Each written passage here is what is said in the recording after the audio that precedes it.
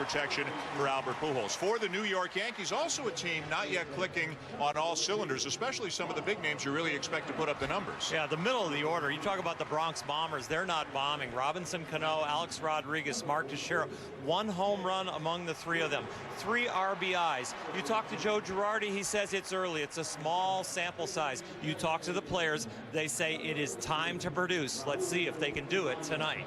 As mentioned, Jackie Robinson Day across Major League Baseball. One player in particular has a special connection to Jackie Robinson. That is Yankee second baseman Robinson Cano, standing by with a Buster Olney. Robinson, for those who don't know, can you tell the story of how you got your name? Well, that was my mom and my dad that had the argue back in the days, because he was huge fan of Jackie. Then she didn't want the name.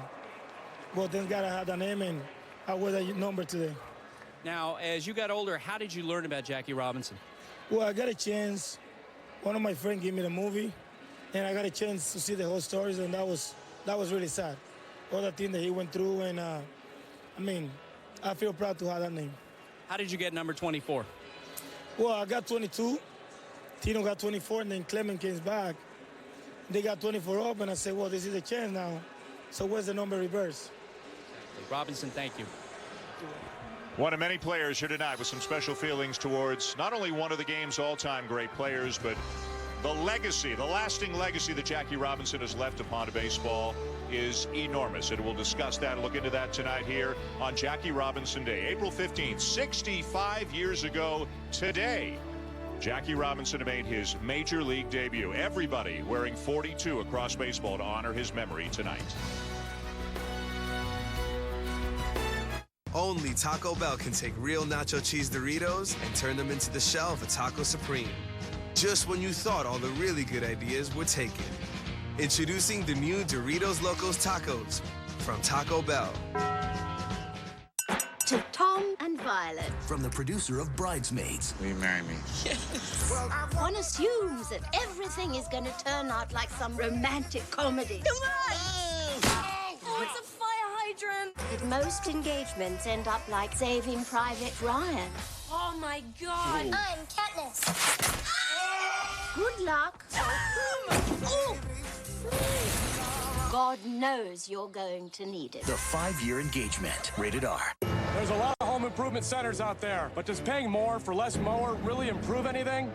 That's why Sears brought the latest Craftsman line here, to put our money where our mouth is. Welcome to the turf war. Compare any Craftsman tractor, mower, or trimmer to any other brand, and we guarantee Sears has the lowest price. You won't find a better deal there or there. And if you do, we'll match it and give you up to $100 to spend on anything at Sears. It's a turf war, because your lawn is worth fighting for. Want proof? See our prices and theirs at Sears.com/compare. Mischievous rain had an ominous plan, but safety was brought by the Michelin Man. Stop up to 31 feet shorter than a leading competitor with the new Michelin Defender tire, backed by a 90,000-mile warranty. Michelin, a better way forward. Before Ellsbury, before Kemp, before Ichiro, Moe, and Thomas, before Gwynn, before Ozzie, before Murray and Carew, before Frank, before Ernie, before Aaron and Mays, there was Jackie. Dish Network claims they have more HD channels than DirecTV. But what Dish doesn't tell you is that 24 of their HD channels are only in high def, part of the time. So with Dish, when you turn on your flat screen, you might get HD, or you might not. DirecTV now has over 170 HD channels, all in high def, all the time. The most full-time HD channels. Another reason 30 million people agree. Don't just watch TV, DirecTV. With DirecTV Cinema, you can order Hollywood's biggest hits right from your mobile phone. Pretty cool. Simply text ORDER to 223322 anytime from your mobile phone. Then type in the movie you want to watch or choose from a list of the hottest new releases. Okay, I'd like that if you don't mind. There's no phone line or broadband connection required and no ordering fees. What? That's amazing. The best of the big screen is only a text away with DirecTV Cinema. Text ORDER to 223322 today. There was a day when 42 didn't stand for a man. When it didn't stand for fairness, for honor, for what we want to be. There was a day when 42 was just a number. But through hardship and triumph, that day is no more. No one will ever wear it like him. But today, everyone wears it for him.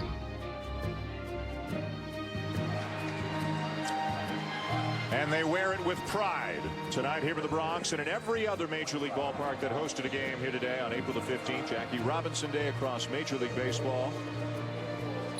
As the Yankees take the field and we get ready to wrap up this series between the Angels and the Yankees, with each team already winning once in this series. We had a nice pregame ceremony here just a few minutes ago here at Yankee Stadium as Derek Jeter and Robinson Cano took the field along with 4 members of the Tuskegee Airmen and Sharon Robinson on the extreme right there, the daughter of Jackie Robinson, and Jackie's wife, Rachel Robinson, who is here in attendance here tonight at Yankee Stadium, as the memory and legacy of her late husband are honored here tonight in New York. Time for baseball now in the Bronx, and the longest tenured manager in the major leagues right now, Orel Hershiser's former battery mate. They still argue like an old married couple, the two of them. Mike Scioscia, his 13th season as skipper of the Los Angeles Angels. And here's the lineup for the Angels tonight, presented by Taco Bell. A big day yesterday for Howie Kendrick, and he figures to see a lot of good pitches this year, hitting in front of Albert Pujols, who did hit the ball well yesterday, a couple of hits including a double, but is still looking for his first home run of the season. He's gone 32 at bats thus far this season without hitting a home run. On the mound tonight for the New York Yankees, a 16-game winner as a rookie a year ago, Orel, right-hander Ivan Nova. His first start as a sophomore, but this young man, I think, is going to continue to progress and be a solid foundation for this Yankee rotation. Last season, the 16 wins, was 4th in run support, but I'll tell you what, in the American League East, to have a 3.7 ERA, he pitched very, very well. Nice night in New York. Breeze blowing out just a little bit as you look down here at Yankee Stadium. And we are ready for baseball. 2 heavyweights, the Yankees and Angels. Eric Aybar leads it off and tries to bunt his way aboard. A little Baltimore chop attempt there. Alex Rodriguez was way in tight at third, and Aybar tried to chop one by him. And unlike most leadoff hitters, Eric Aybar's up there swinging. And the more he can get on base, whether it's via the walk or a hit, obviously the more runs he's going to score. Only walked 31 times last year. Only had an on-base percentage in his career of .319. But he is the leadoff hitter of choice for the Angels at the outset here this season, with Kendrick and Pujols coming up behind him.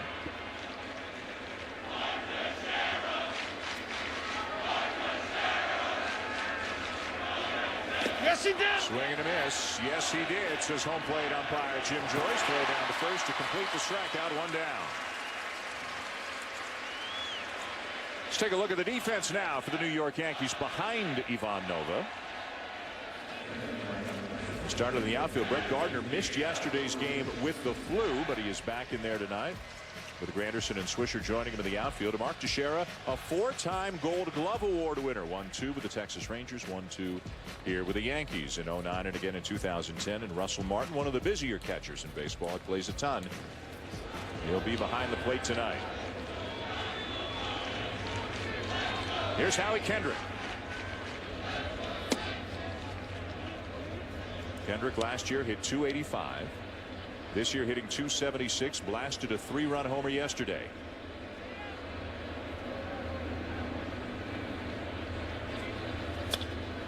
When this guy is on, he sprays line drives all over the ballpark. And he's worked hard on his defense to get to the point where he can play in the middle of the infield on a contending team, because when he first came to the major leagues, that wasn't necessarily good enough, and he has worked really, really hard. Breaking ball a little bit high. 2-1.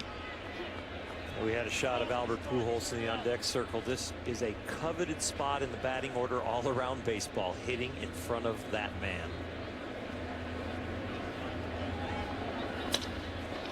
Fastball hit in the air to right center field and deep. Granderson back, off the wall, and by and back towards the infield. Kendrick around second on his way to third. And in there without a throw.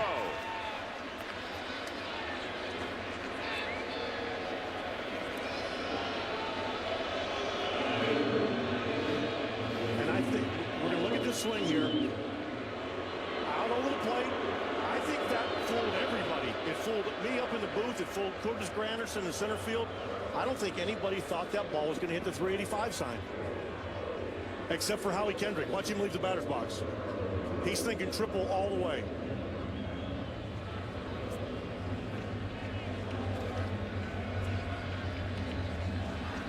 And he gets in there easily. And so a great opportunity for the Angels here in the top of the first. Runner at third. One out, and the batter is Albert Pujols, hitting .250 thus far this season with 3 RBIs.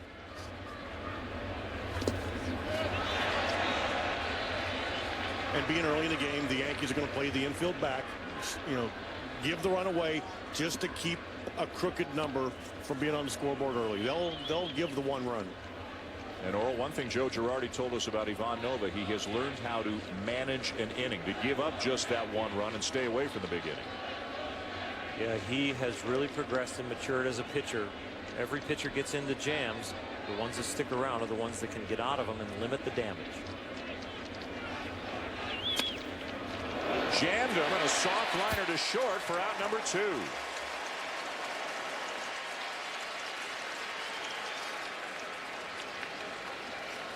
Well, let's back up what Joe Girardi told us pregame with some numbers. Nova last year did a great job. We often talk about how hitters do with runners in scoring position. How about how a pitcher does when there are runners in scoring position? And Nova was extremely effective in tough situations last year.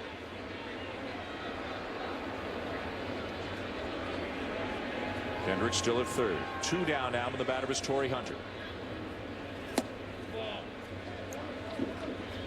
Hunter hitting cleanup tonight because Kendrys Morales is not in the lineup. Morales is in a 1-for-23 slump after hitting very well the first couple of games of the regular season. He'll get a night off tonight, and Hunter moves up to cleanup.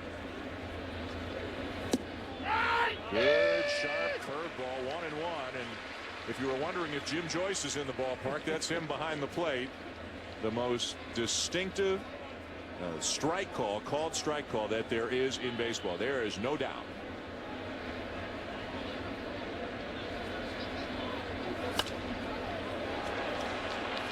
And as pronounced as he is on that strike call, that's the effort he gives you every day. That's why when that happened a couple years ago with the play at first, so many people ran to his aid and to his defense because that's the effort he gives every single game.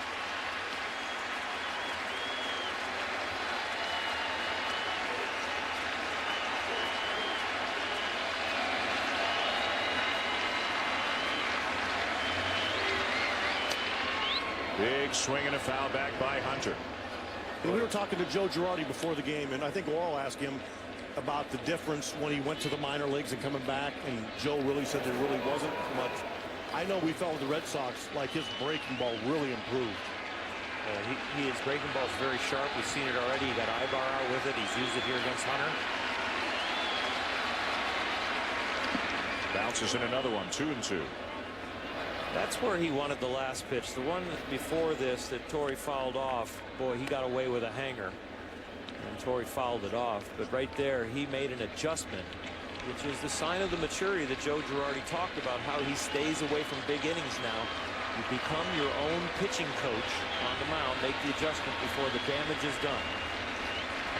Kendrick, the runner at third, 2 down. Got him. Fooled him, froze him. And the inning is over. Nova gets out of it. Yankees coming up. Derek Jeter will lead it off when we come back.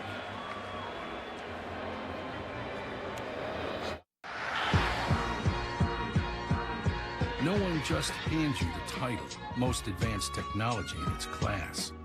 It needs to be earned. Earned with smart beam headlamps. Earned with an 8.4-inch touchscreen. And if you're driving one, you know what it means to earn something. Now lease the 2012 Chrysler 300 for $339 a month for well-qualified lessees. If you believe the Mayan calendar, on December 21st, polar shifts will reverse the Earth's gravitational pull and hurtle us all into space, which would render retirement planning unnecessary. But say the sun rises on December 22nd and you still need to retire? TD Ameritrade's investment consultants can help you build a plan that fits your life. We'll even throw in up to $600 when you open a new account or roll over an old 401k. So who's in control now, Mayans?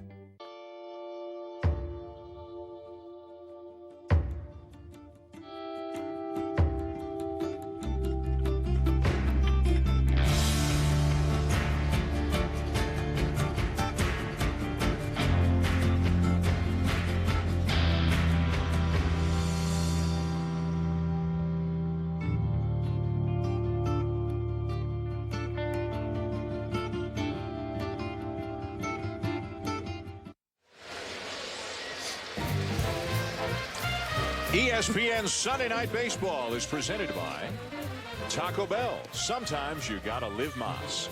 And in part by Nissan. Innovation for today, innovation for tomorrow, innovation for all. And by Universal Pictures, the 5-year engagement. In theaters everywhere, April 27th. No scores. We go to the bottom of the first. A nice job by Yankee starter Ivan Nova after the one-out triple by Howie Kendrick. He got out of it. Getting Pujols and Hunter. Now here come the Yankees in the bottom of the first inning.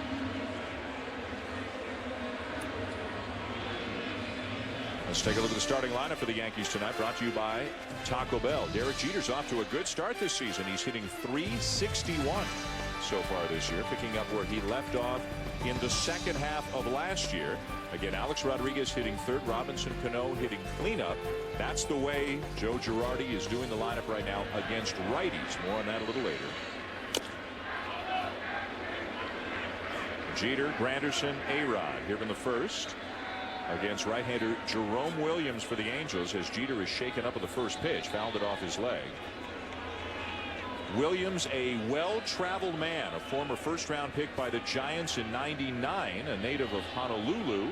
He's pitched in independent ball, he's pitched in Taiwan, and now here he is, Earl, back in the big leagues. He's well-traveled, but he reinvented himself. When he was a top prospect, he was a four-seam breaking ball changeup pitcher, mid-90s. Now it's two-seamer and cutter and curveball.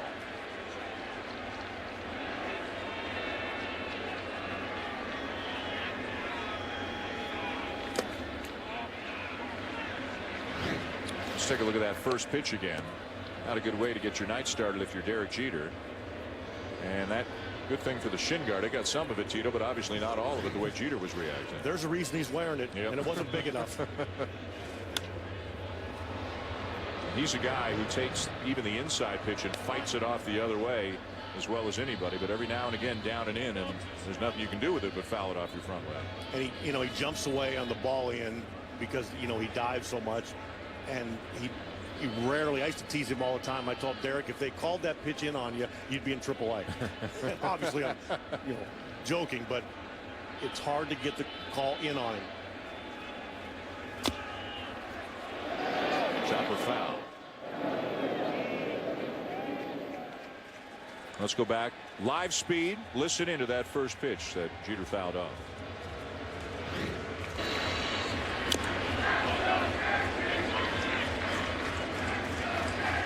And right away, you can see the professional courtesy. Jim Joyce walking the ball out to the mound. I mean, all of that is just a ploy to get Jeter some time to walk it off. The hitters, catchers, and umpires, they do agree on one thing. If anybody's hurt, the other two guys are going to give them a little while.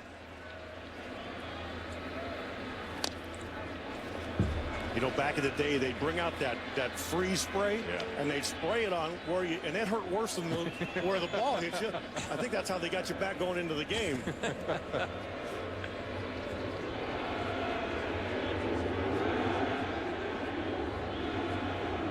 Jeter now 37 years of age, but again off to a very good start this season. Ground ball to short. Hybar on the first in time for out number 1. Let's take a look at the Angels defensively right now. Peter Borges not in the lineup, so Bobby Abreu is in left field. Vernon Wells, normally the left fielder, moves back to what used to be his spot back in his Toronto days. That's in center field. Torrey Hunter is in right. Meiser is tourist getting a start at third base tonight. Trumbo's DHing. Callaspo's not in the lineup. Hybar, Kendrick, Pujols rounding out the infield, and a newcomer to Anaheim, Chris Iannetta, formerly of the Colorado Rockies, is behind the plate. I can't get enough of it. I went to college with Jimmy at Bowling Green State University. Really? I don't know if it's coming across to the folks at home as it is to us here, but it's awesome. He was a pitcher. I was a freshman and he was a senior, and he would pitch his simulated game prior to the season, immediately take his uniform off, put umpiring gear on, and go back and umpire the rest of the game after he got his innings in. He loved umpiring right from college. He knew what he wanted to be. A little bit inside with a cutter there. 1 ball, 2 strikes. The count on Curtis Granderson, who led the American League in RBIs a year ago with 119. Took a huge leap forward. Swing and a miss, just got a piece, but it's held on to by Iannetta. Granderson is gone, 2 down. Good start tonight for Williams, the number 5 starter right now with the Angel rotation, as Alex Rodriguez comes up. Hit his first home run of the season on Friday, and that tied a former teammate of his, Ken Griffey Jr., for 5th on baseball's all-time home run list.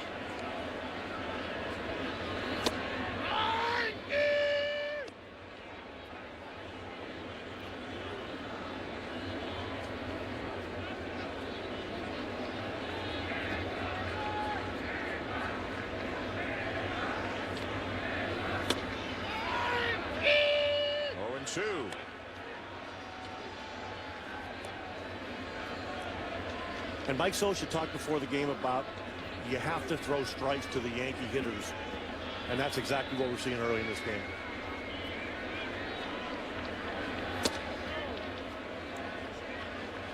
Like great movement, Oral, on that cutter at 89. We saw him run it in on Granderson, running it off the outside corner on A-Rod. It's become a big pitch for Jerome Williams. And he runs one in on his hands. Great job mixing up the pitches by Williams as he gets the Yankees in order here in the bottom of the first.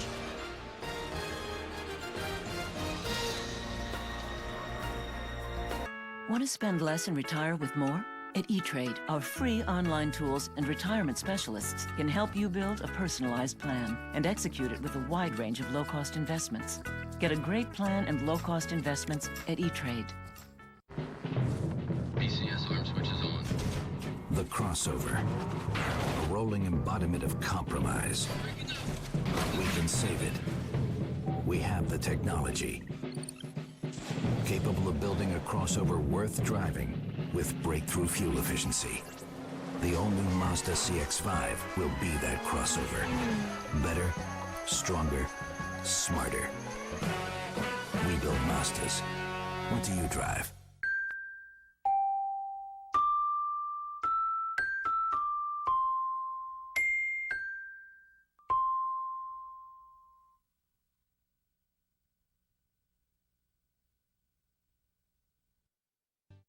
Every luxury car claims to be somehow greater than the sum of its parts. But how about one that's smarter? The Lincoln MKZ, ranked the most dependable car in its segment 3 years running by J.D. Power & Associates. Visit your Lincoln dealer now for this attractive lease offer, plus $1,000 competitive Conquest cash. Now it gets interesting.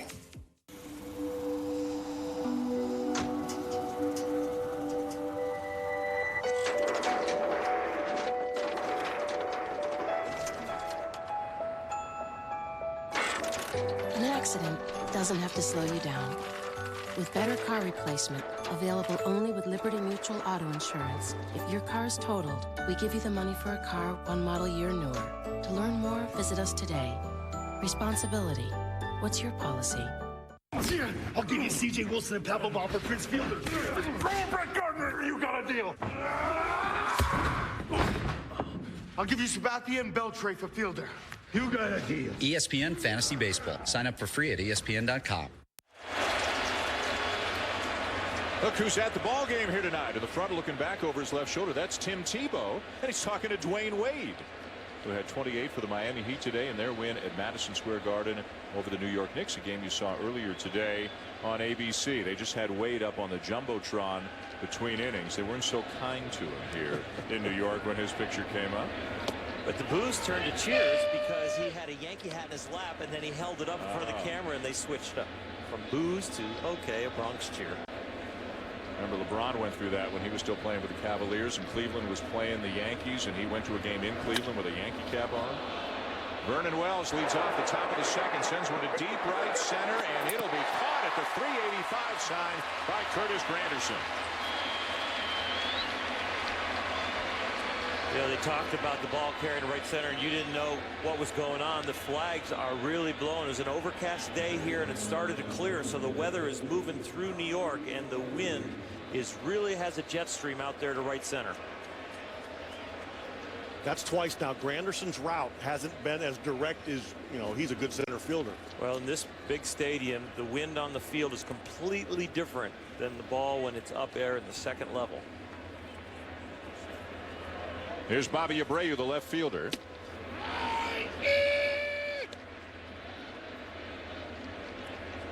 And look, it's interesting the way they're defending Bobby Abreu. Center field, Granderson is way over towards left field. This is one of the challenges for Mike Scioscia. How to get Bobby Abreu into the lineup. Finished last year poorly. Did not hit very well in the spring. 3 for 9 with a couple of doubles so far this season. Scioscia's got Abreu in left, Wells in center. Peter Borges out of the lineup tonight. You know, with Dwayne Wade here, you can think of it in a basketball sense.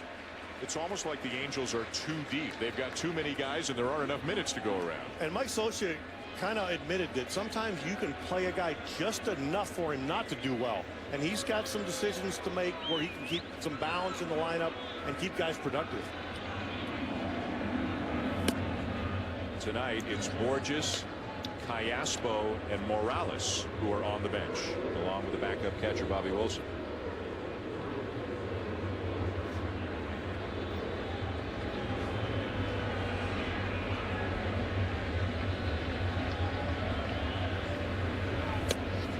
Breaking ball outside and a full count. Bobby Abreu hasn't lost the ability to work the count, though. He always sees a lot of pitches. He always gives you a professional at bat. There is no panic when he steps into a batter's box. I don't care if he's got no hits in his last 20 at bats. He's still a professional. He went and he's gone.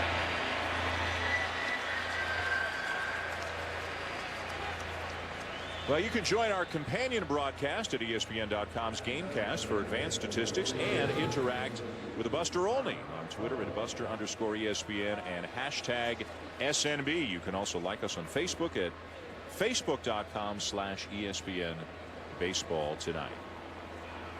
Tim Tebow, Dwayne Wade among those taken in the ball game tonight here in the Bronx. The Heat, by the way, take on the Nets tomorrow night. Knicks today, Nets tomorrow night. So D. Wade's still in town. Is Skip Bayless sitting down there? Right beside Tebow, buddying up. There's Mark Trumbo DHing tonight. Trumbo getting a chance to, maybe getting a chance is the wrong way to phrase it, has been moved to third base with the acquisition of Albert Pujols. And we saw the Angels live on their opening day last week committed 2 errors over at third base, and it'll be a work in progress from Trumbo, who will not play every day and who will DH on occasion like he is tonight. He can hit, though. Did he get enough? Deep left center. He did. Trumbo goes deep and the Angels take the lead.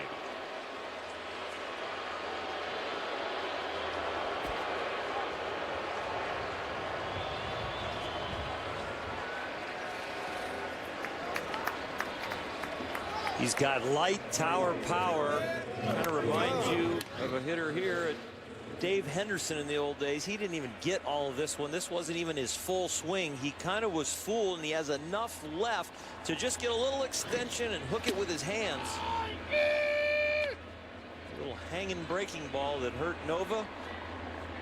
Trumbo put a hurt on it. Meiser is Torres lines one back up the box into center field, a base hit.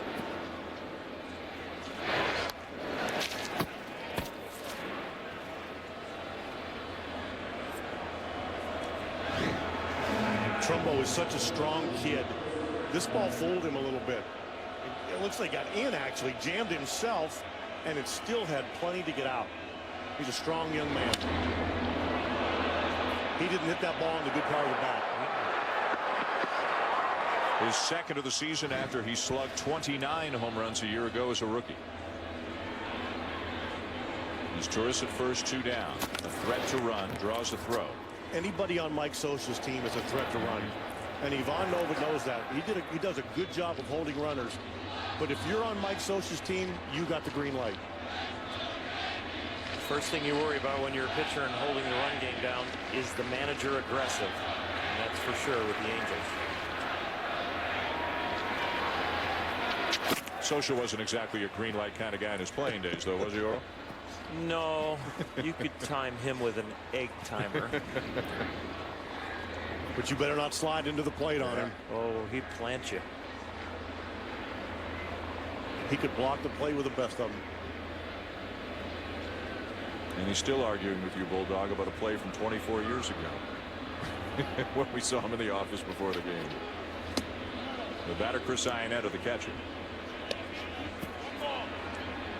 It all worked out in the end, though, right, for the Dodgers in '88. You guys sorted out your differences, and you're both wearing a ring.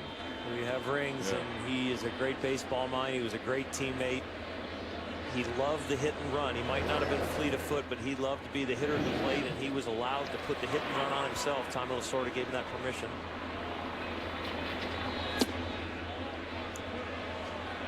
Tommy also said some funny things about him, like if he raced my pregnant wife to third base, my pregnant wife would win. That's an actual quote. I'm not getting on mic. Looks like you did a pretty good job. You guys were a good team. I had to shake him off a lot. No, that was part of our debate today down there.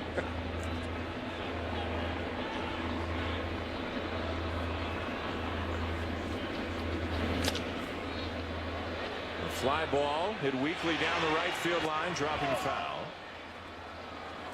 We've got 2 experienced catchers, longtime catchers, managing in this game tonight. Mike Scioscia of the Angels and Joe Girardi of the Yankees. Both of them caught well in excess of 1,000 games in their big league careers. And, you know, we get the opportunity to go in and talk to each manager. And this is the first time for me to do this. I've always been across the field from Mike Scioscia, trying to beat his brains out. And it's really neat to see how comfortable he is and how confident he is in that atmosphere. He kind of exudes that confidence. And it shouldn't be surprising the way his team plays. That 8-year contract to do that for a little bit. You know what? He deserves it, though. Yeah, he does. I mean, there's a reason they believe in him. And if you're around him, and I've heard oral talk and all the stories, he's so prepared. And you can just tell when you walk in the room, he knows what he wants to say and how he wants to say it and what he believes in. You'll hear players upset with their playing time, but they'll never be upset with the manager. Possible running count here. Just try to put him in motion and protect him with the hitter. Shot foul, and now with the full count, as Torres will definitely be on the move.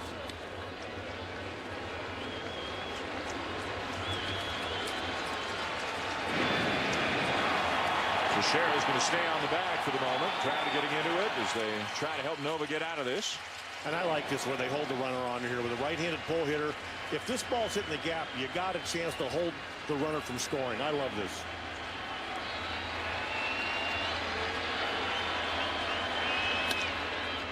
Ground ball into center field, a base hit. As Torres will make the turn and come to third on the single by Iannetta.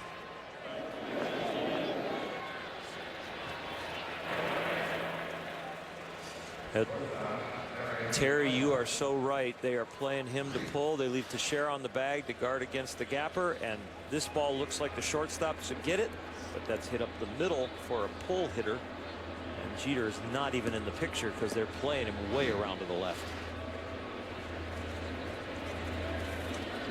So after Nova got the first 2 outs, including a strikeout of Bobby Abreu, he gives up a home run to Mark Trumbo, a base hit to Myceres Torres, another hit to Chris Iannetta, and now back to the top of the Angel lineup with Eric Aybar. And Alex Rodriguez has to respect the bunt here, even with 2 outs. That's part of Eric Aybar's game.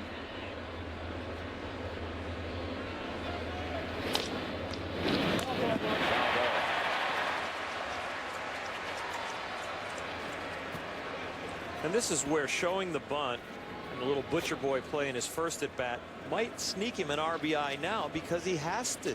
Alex has to respect that play. He's already seen it in this game. And so now with Alex drawn in, not quite as mobile as he used to be because of the leg problems and hip problems, he might scoot one by him over there at the corner.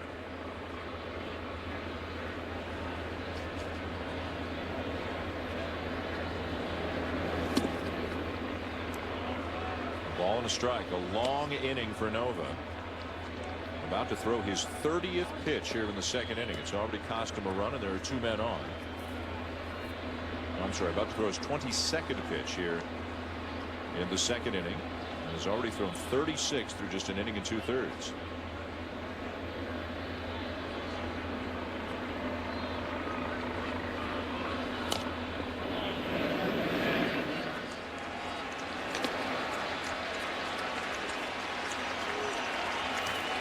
Nova has not lost since last June. He won his last 12 decisions a year ago, picked up a win in his first start this year.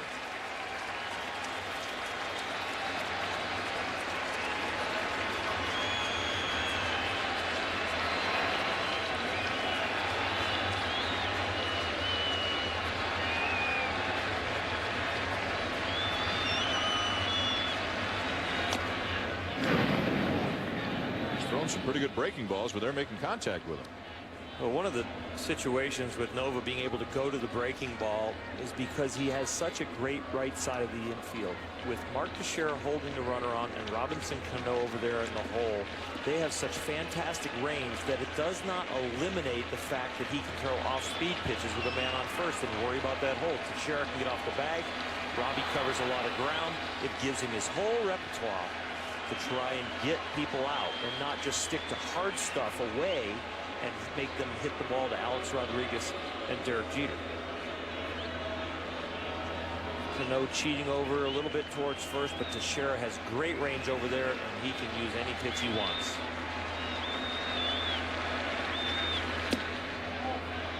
Two and two.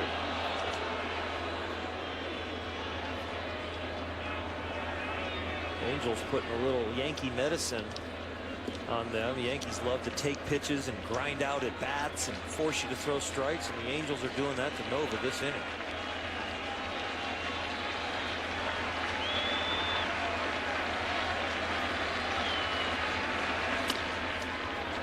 Bouncer past the mound. Cano shovels to Jeter, and the inning is over. Trumbo homers to make it a 1-0 Angels. Nova walks off the field. Robinson Cano will lead it off for the Yankees when we come back.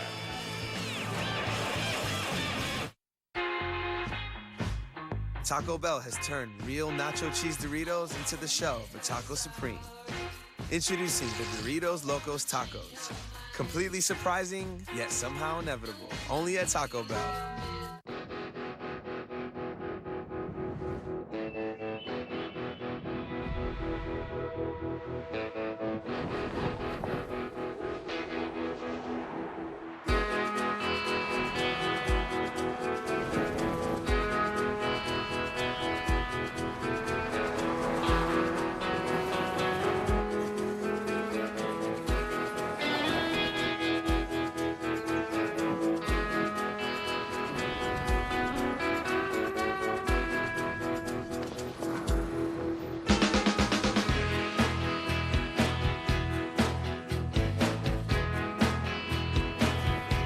Nissan, our ideal is innovation.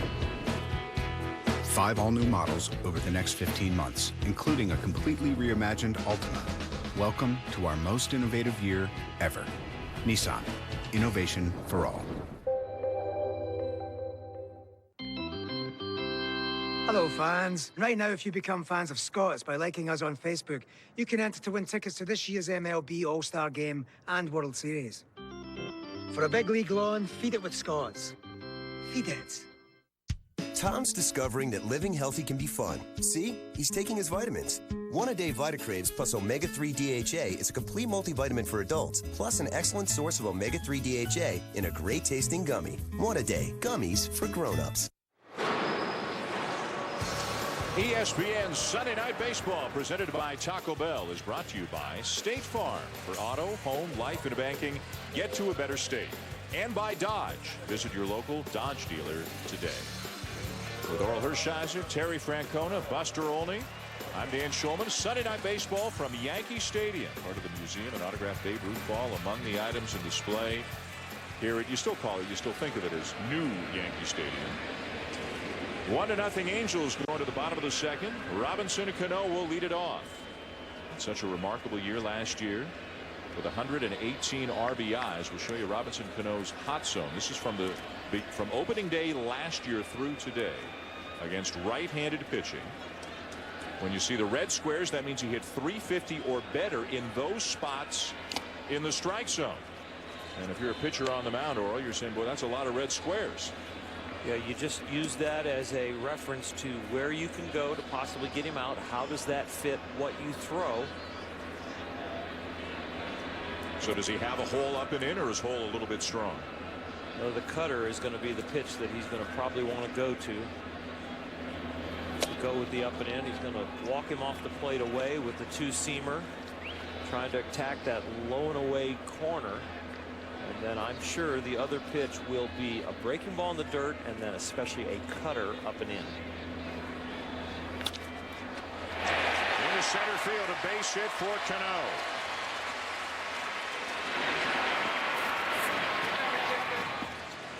Away, away, away. Robinson Cano off to a very slow start this year, but he does a good job staying on this fastball away. It was probably the most elevated of the 3 pitches he saw, and he did a good job getting good wood on it there, right on the corner. Now a ball, and now watch this one be elevated and up. The upper portion of the strike zone on the outer half. But the fact that it was up, he was able to hit it firm enough and get it through the infield. And that was a spot where, when we showed you the hot zone, that was a red square. Cano hitting over 400, 409 to be exact, the last year plus on balls in that part of the strike zone. So he's aboard to begin the inning, and here's Mark Teixeira, the first baseman. Still hit for power last year, but the batting average dropped down to 248. And Terry Teixeira, a notorious slow starter.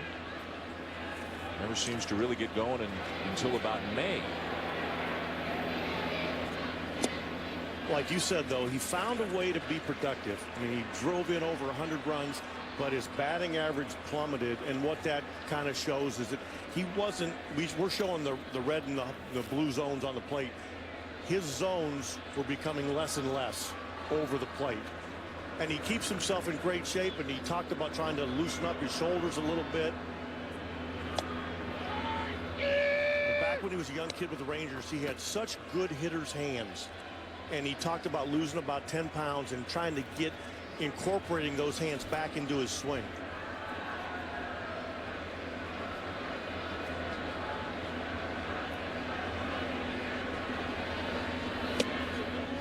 Spends a lot of time in the winter hitting at Bobby Valentine's batting facility, right? Batting cage in Connecticut. Now, can you still do that with a Yankee Red Sox thing going on? I don't know.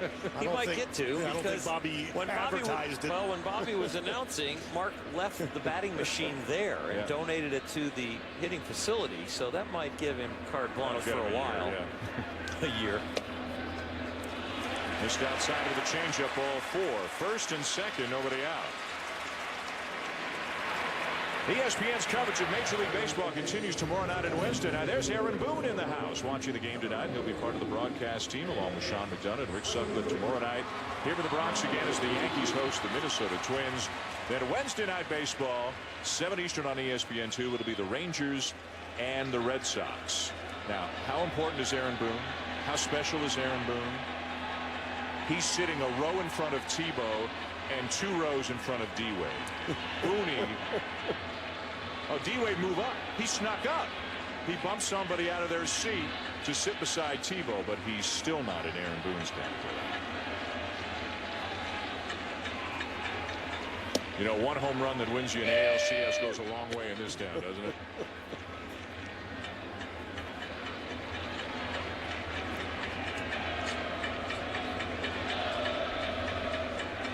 Aaron Boone, everybody brings that up to me so often, like I'm going to be mad. It actually helped me get the job. I know they're giving me grief in the truck. Way to go, Dan. Way to rub salt in Terry's wounds. That was 2003. You got the job in 2004. Nick Swisher skies one into left field. Abreu the catch, 1 down.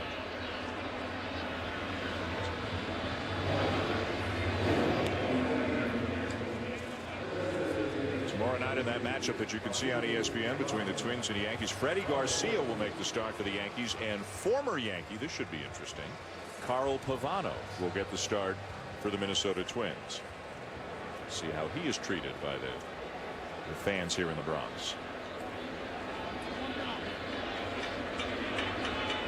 Here's Raul Ibanez hitting 158 with a home run. He has driven in 6 runs. He'll get a lot of time as a platoon DH for the Yankees, batting against righties.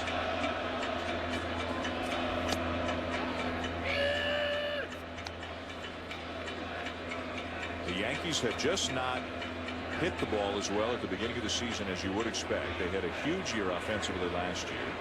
They're only hitting around 200 so far this year, limited sample size obviously, with runners in scoring position, not getting that big hit. They have yet to get an RBI out of the 4 hole in their order. And Dan, you mentioned it, when you're not hitting real well and you haven't hit your stride early in the year, when you're not hitting with 2 outs, it becomes more glaring. That number will come back to, you know, back to the middle as they progress into the season, but it gets glaring early. Into center field. There's a base hit with a runner in scoring position. Cano around third, coming home, beats the throw, and the Yankees are tied. And Robbie Cano did a great job of reading that ball and getting it and scoring on this. He knew where his outfielders were. And watch him look. He knows where he's out. He takes off right away. That's a nice piece of base running. He could have very easily just checked into third, played it safe, and nobody would have said a word. That's nice base running. The immediate break here is because he looked prior to the pitch that Vernon Wells was deep. Remember, the wind is blowing out the right field. Vernon Wells has seen that from the other side of the field, now playing a deep center field, and Cano knew that and took off as soon as that line drive was hit. Here's Russell Martin. Curveball low, ball 1. And this is what Mike Scioscia talked about again before the game, not letting the Yankees get in hitters' counts, letting them see a lot of pitches. That's when they get in trouble.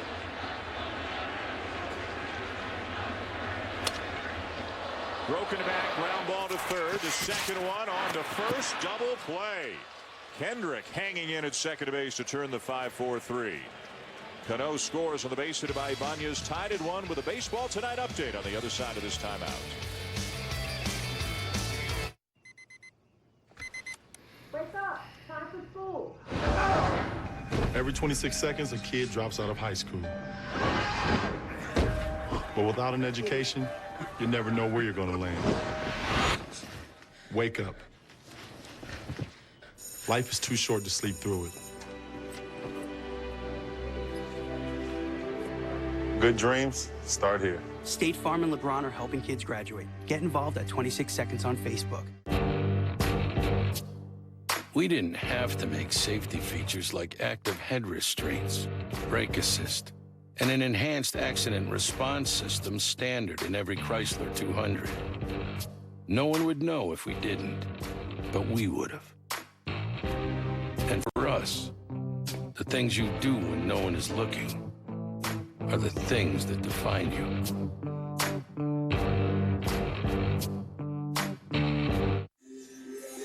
How can power consumption in China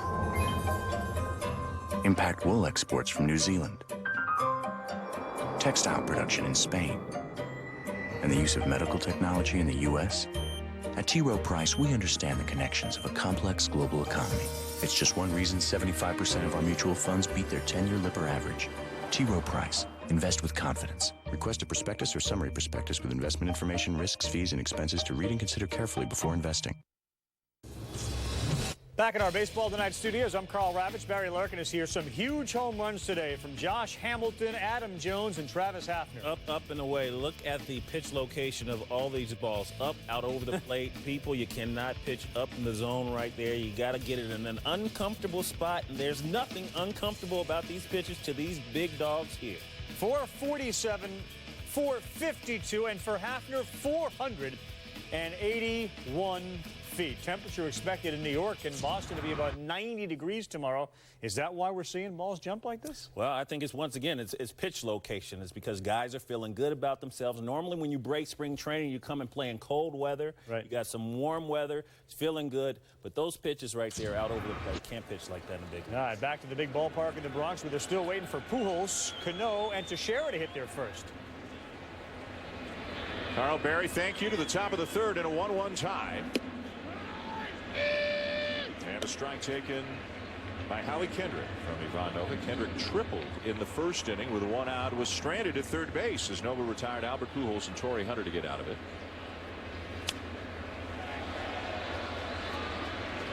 Well, it's a nice warm night here. 74 degrees at game time. Certainly doesn't feel like the middle of April. Kendrick does such a good job of hitting the ball to the right side of the field. If he hits the ball to left center field, he can run for 10 minutes. On the appeal, didn't go. There's Jim Reynolds, first base umpire. Yeah, big gap in left center, and it's deep in left center too. 399 to deep left center field. He'd be standing at third base again.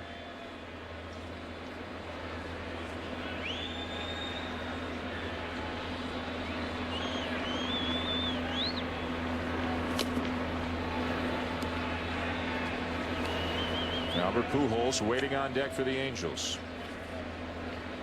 Pujols admitting a few days ago that he might have been pressing a little bit, trying a little bit too hard in a new situation, new team.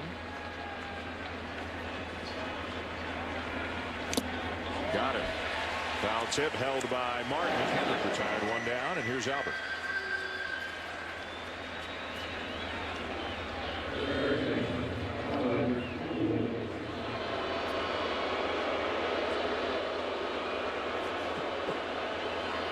What did he do to them? It's a sign of respect. As Reggie Jackson said, they don't boo nobodies. Whoop, up and in with the fastball, ball one. You're talking a minute ago about the Twins coming to town tomorrow and Carl Pavano.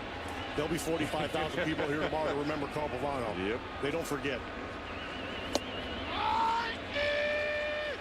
Located pitch by Nova over the outside corner. 1-1. Pujols, as you saw, 33 at bats without a homer, the longest stretch without a home run to begin a season in his major league career.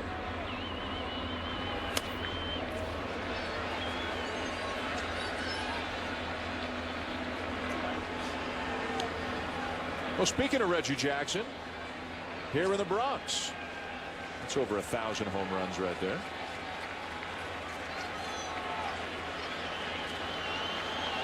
Reggie he's still good value, good entertainment. He can talk a good game, and he loves being around the ballpark. Look at that third ball. Albert won't argue. Back-to-back strikeouts for Nova. Well, the at-bat before, he got him out with a little line drive to shortstop on a fastball in, kind of jammed him. Starts him off with a fastball in, kind of a little wake-up call in there. And then he starts to pitch to him, make some pitches. He gets the ball on the outside corner, he hits, goes high and away, gets Albert to chase a little bit, and then locks him up right out of that same window from the original fastball in that at-bat. That little flinch that Albert had there, kind of bent it out of the way, that was because of the first pitch of the at-bat. Torrey Hunter, the batter. Tell us what you mean, Earl, by the same window. Well, pitch recognition of a hitter. They're watching your release point, and they're seeing the ball as it comes to home plate. And about halfway there, it starts to take on a resemblance of one pitch or another. If it has a little bend to it, if it has some spin, and so they recognize it.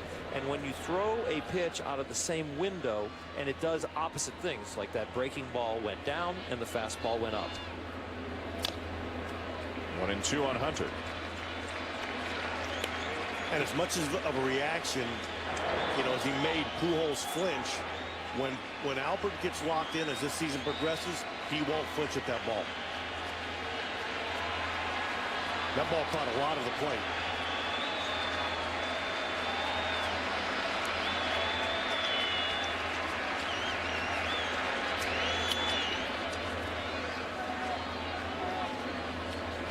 Yeah, the thing that people have to remember about Albert Bell is not only has he changed teams, signed a big contract, and that is an adjustment. Or Albert Pujols, I'm sorry.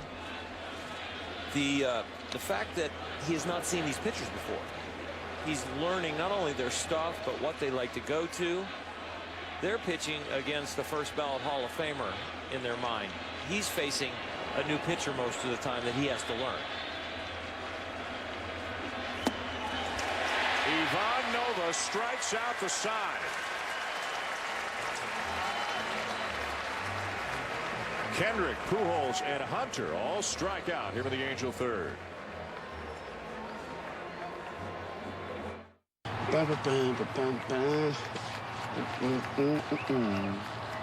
Baseball, hot dogs, apple pie, and Chevrolet. Baseball, hot dogs, apple pie, and Chevrolet. There's a lot of home improvement centers out there, but does paying more for less mower really improve anything? That's why Sears brought the latest Craftsman line here, to put our money where our mouth is. Welcome to the turf war. Compare any Craftsman tractor, mower, or trimmer to any other brand, and we guarantee Sears has the lowest price. You won't find a better deal there or there. And if you do, we'll match it and give you up to $100 to spend on anything at Sears. It's a turf war, because your lawn is worth fighting for. Want proof? See our prices and theirs at Sears.com/compare. Whoa, Megan Landry alert. And she's looking directly at your new Lumia. Thank you, AT&T. First, why don't you show her the curved edge? Now, move on to the slick navigation tiles. Bam, right into the People Hub. See, Megan? Colin has lots of friends. Hey, Colin, what kind of phone is that? What? Oh, Megan, when did you get here? Yeah. Oh, yeah, no, let's... Introducing the beautifully different Nokia Lumia 900 only from AT&T. Rethink possible. You should have left for work already. But you never walk away from a playoff series heading for Game 7. Now with the PlayStation Vita, you don't have to. Your PS3 stays home, but the game goes with you. Never stop playing. PlayStation Vita. Baseball, hot dogs, apple pie, and Chevrolet. Baseball, hot dogs, apple pie, and Chevrolet. Baseball, hot dogs, apple pie. Jumped over the lazy dog. Good. I'll take those off. And let's try it again. The quick brown fox jumped over the lazy dog. That's amazing. I told you. You're good. The quick brown fox jumped over the... Bottom of the third inning here in the Bronx. Sunday Night Baseball on ESPN at a 1-1 tie between the Angels and the Yankees in the rubber match of this three-game series. The Yankees winning on Friday 5-0. Hiroki Kuroda, a terrific performance. The Angels on the strength of C.J. Wilson's performance yesterday, beating the Yankees 7-1. Brett Gardner, Derek Jeter, Curtis Granderson here in the third for the Yankees against Jerome Williams.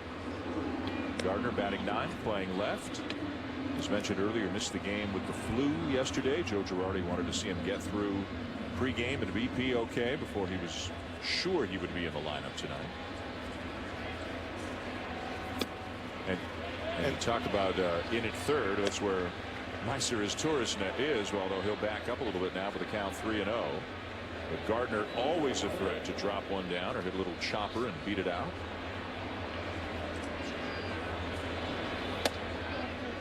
And ball 4.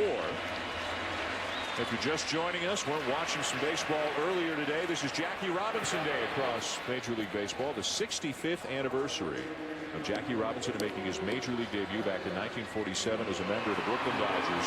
So as is the case all around baseball, everybody in uniform is wearing number 42 tonight.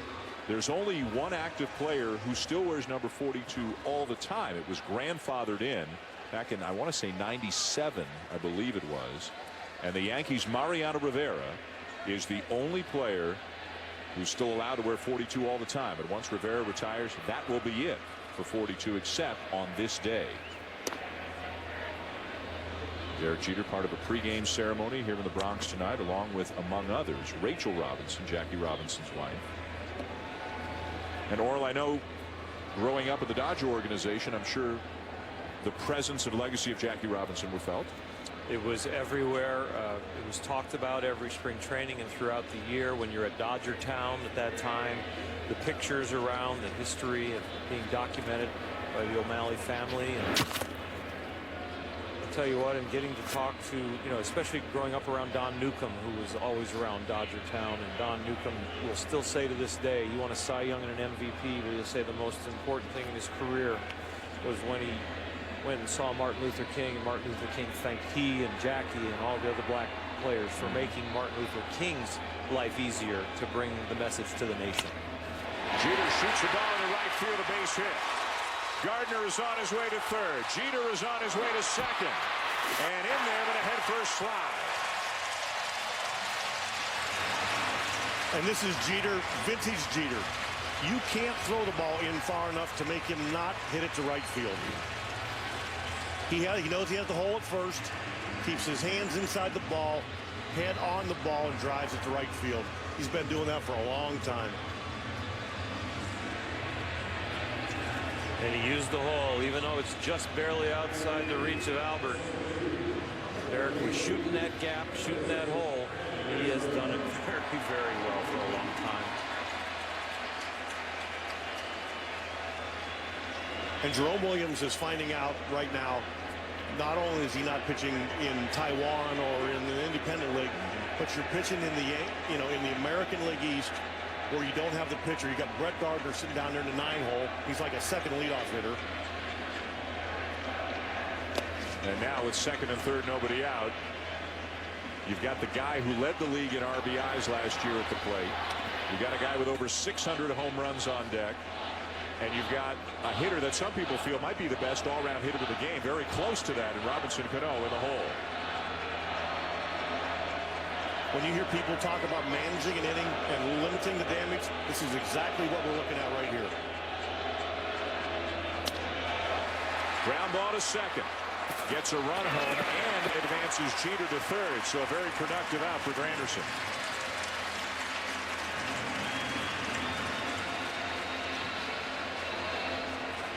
Wouldn't be surprised now to see Mike Scioscia bring the infield in a little bit. And you can see he's pointing. That was Albert Pujols he was talking to.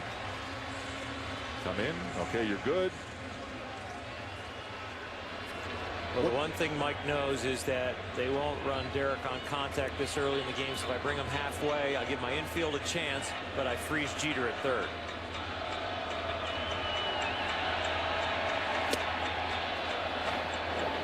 Now, Terry, is his Torres deeper at third just because it's the pull side of Rodriguez and the ball is likely to be hit harder down that way? Yeah, what you tell your infielders in this instance is you play where you think he won't go on a ground ball. Like Orel said, he's not going to go on contact here. Finds a hole. Base hit and an RBI for Rodriguez. Jeter in 3-1 Yankees.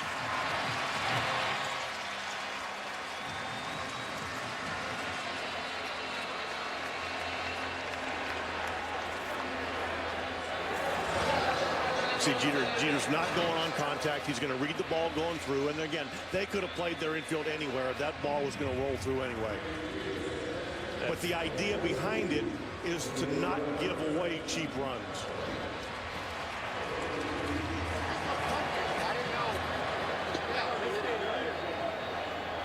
Yankees with a couple of runs in this inning to take a 3-1 lead.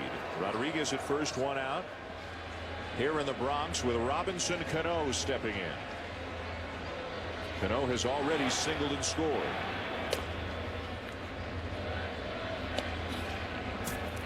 Terry, when you've talked about Cano off air with us or in our morning meeting, I mean, you talked about him as maybe being the best hitter in the game, that a 360 average is not out of the question. What makes him so good? It's so hard to pitch to. You know, a lot of guys, if you make a mistake, they can hit it a long way.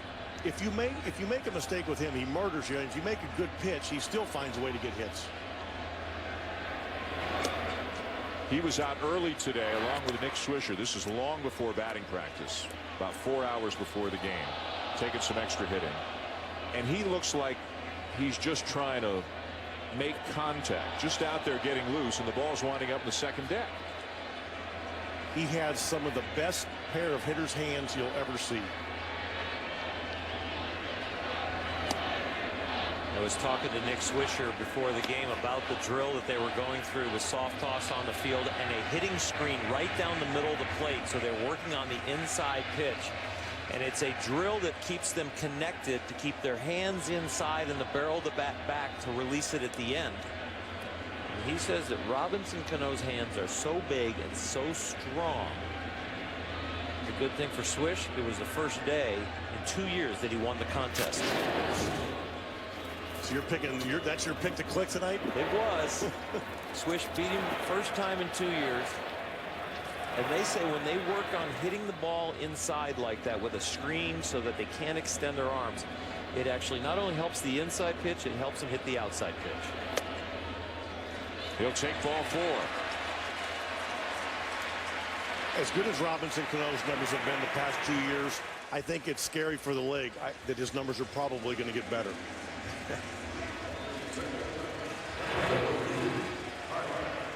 Mike Butcher, the pitching coach, to the mound to talk with Jerome Williams, making his major league debut this season, his first appearance this season in the major leagues. Of course, he's been in the majors before. Robinson Cano, a base hit and a walk tonight, back-to-back tremendous seasons. You don't see second basemen hitting like this very often. In fact, there have only been 3 in a major league history who have multiple seasons of a 300 batting average, 25 home runs, and 100 RBIs. That Hornsby guy was pretty good back in the day. Huh? Did it 4 times. Cano, of course, could still get there, just entering his prime. Mark Teixeira looks at a strike. And you see the Angel bullpen, Guy Stern down there. Now that the pitching coach has made his trip to the mound, if they elect to get somebody up, they got to do it in a hurry. Put toward the right field corner, fair ball. A-Rod in to score. Cano gliding into third on a double by Teixeira. It is 4-1 Yankees.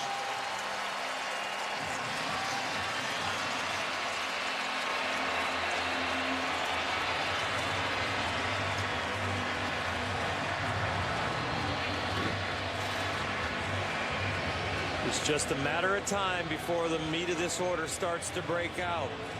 Cano gets on. Teixeira hits a double. They're going to probably end up right around where their career statistics are. Going into this game, the meat of the order only had 1 home run and 3 RBIs. But the Yankees look like they're ready to put their hitting shoes on tonight and keep it going. Remember, the Yankees were swept in their first series of the season. As we have activity now with the Angel pen. Takahashi, the left-hander, was out for the Angels, and now the Angels will buy a little time as Chris Iannetta makes a slow walk out to the mound.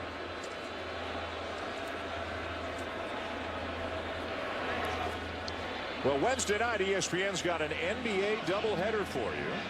It begins at 8 Eastern as the Orlando Magic, without Dwight Howard for the time being, will take on the Boston Celtics, making a rush up the standings in the Eastern Conference. And then the late game at 10:30 Eastern, the Lakers vying for the best position they can get heading into the playoffs, take on the Golden State Warriors. It all begins with Kia NBA Countdown at 7:30 Eastern. Be very surprised if they give Swisher something good to hit here. With the base open and a lefty Ibanez on deck and a left-hander in the bullpen, I got to believe they're going to try to make him chase something. If they walk him, they don't care. Swisher flying out to left field his first time up.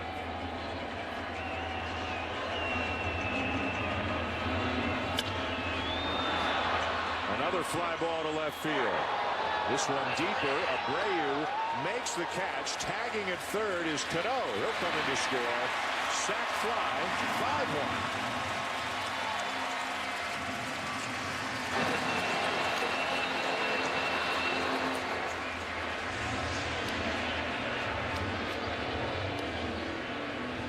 5-1. And the phone call down to the pen to find out if Takahashi is ready.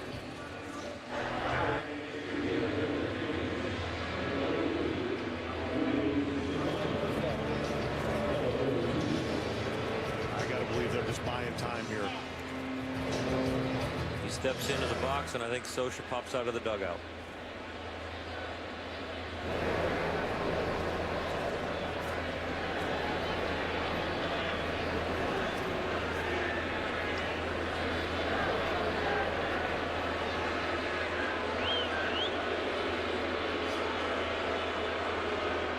Just giving Takahashi a little more time for a couple more pitches. Want to get him in there against the left-hander Ibanez. Jim Joyce now out to the mound to try to keep it moving. And here comes Scioscia.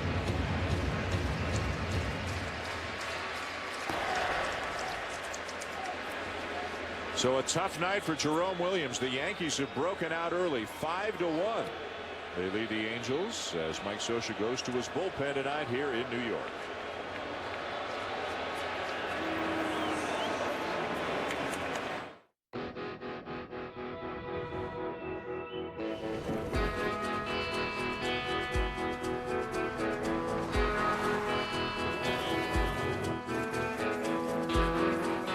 At Nissan, our ideal is innovation. 5 all-new models over the next 15 months, including a completely reimagined Altima. Welcome to our most innovative year ever.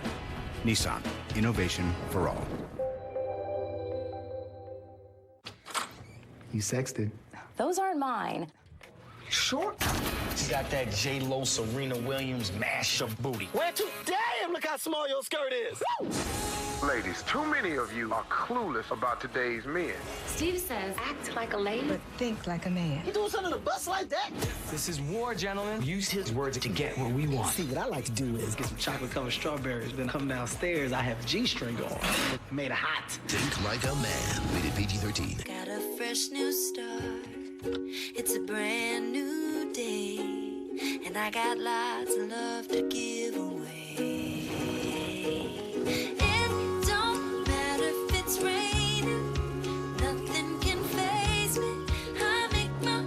Remember everything your yard needs every single spring. Just one of the many ways My Lowe's revolutionizes managing your entire home. Sign up at Lowe's.com. Lowe's, never stop improving.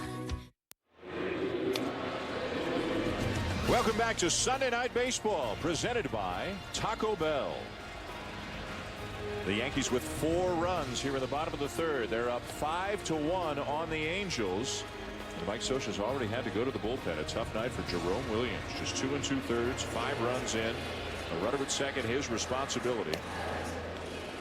And to the bullpen they go for left-hander Hisanori Takahashi. After pitching professionally in Japan for 10 years, spent 2010 with the Mets, won 10 games, some time in the bullpen, some time in the rotation. Then last year joined the Angels, 61 appearances, all of them out of the bullpen, with a 3.44 ERA. And, you know, being down in the game early is bad enough, but having your starter exit this early is going to put a real strain on a really veteran bullpen. I mean, he's got some guys out there, LaTroy Hawkins, Jason Isringhausen, where he's trying to, as they're 8-9 games into the season, not work them back-to-back days. And when you get into a game this early in your bullpen, that's what's going to happen. Some of these nights turn into Johnny Holstaff, and you just got to try and milk your way to the end until you climb back into the game, and then maybe you go to your quality arms. But you're hoping that you can get some innings out of Takahashi right now. And then what happens is tomorrow you get yourself in line to win, and you don't have the guys available to pitch, or they're not as productive. Teixeira at second, 2 down, and the batter is Raul Ibanez. Ibanez with an RBI single his first time up. Yankees home to the Twins tomorrow night. The Angels will fly home. After the game tonight, they'll open up a 4-game series at home against Oakland tomorrow night. Lefty on lefty. And a swing and a miss, 0-1.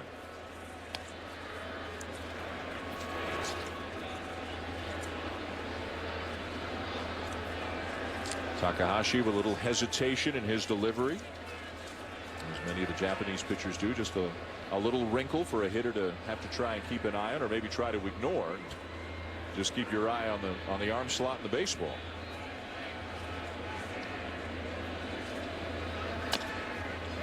Breaking ball hit weakly to the right side. Pujols feeds Takahashi covering, and the inning is over. 4 runs though for the Yankees in a 5-1 lead at the end of 3. The next generation of investing technology is now within your grasp. With the all-new E-Trade 360 investing dashboard. E-Trade 360 is the world's first investing homepage that shows you where all your investments are and what they're doing. With free streaming quotes, news, analysis, and even your trade ticket. Everything exactly the way you want it. All on one page. Transform your investing with the all-new E-Trade 360 investing dashboard. Dish claims they offer the same channels for less, but the truth is, you just get less. AMC, gone. MSNBC and True TV, gone. National Geographic Channel and Animal Planet, gone. With DirecTV, for the same price, you get all of those channels, plus Game Show Network, BET, and Investigation Discovery, to name a few. Because you shouldn't have to sacrifice your favorite channels to get a great deal. Another reason 30 million people agree. Don't just watch TV, DirecTV. BCS arm switches on. The crossover. A rolling embodiment of compromise. We can save it. We have the technology.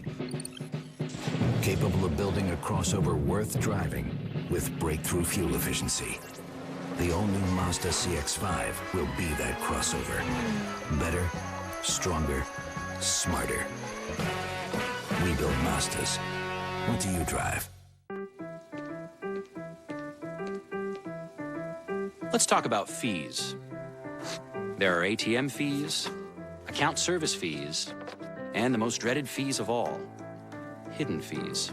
At Charles Schwab, you won't pay fees on top of fees. No monthly account service fees, no hidden fees. And we rebate every ATM fee.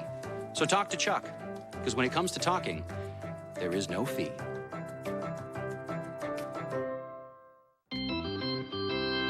Hello, fans. Right now, if you become fans of Scots by liking us on Facebook, you can enter to win tickets to this year's MLB All-Star Game and World Series. For a big league lawn, feed it with Scots. Feed it. Welcome back to Yankee Stadium. Sunday Night Baseball on ESPN from the Bronx, with the Yankees leading the Angels 5-1. It is Jackie Robinson Day, and now night across the major leagues. Ivan Nova struck out the side in the 3rd inning. 6 on the night already as Vernon Wells leads off the 4th for the Angels and takes a strike. Wells, Bobby Abreu, Mark Trumbo. Trumbo has homered. You'll see them here for the Angels in the top of the 4th. Flashed into left field and short hop by Gardner. That's a base hit for Wells. Now, one of the big stories around the Yankees is the starting rotation.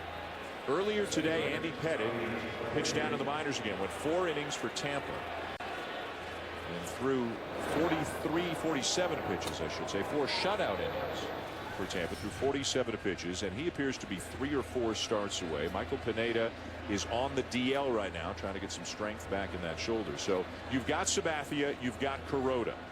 Hughes is struggling. Nova looks really good. Freddie Garcia threw 5 wild pitches in his first start. Terry, how and when do you see this sorting out for the Yankees? and it kind of go back to the old adage, when you think you have enough pitching, go get more.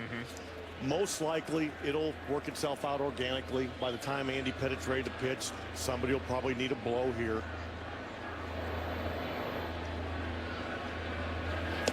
And if they don't, as a manager, I always felt like if I had to aggravate a pitcher by telling them that they weren't going to pitch, what good for our ball club. You can never have too much starting pitching.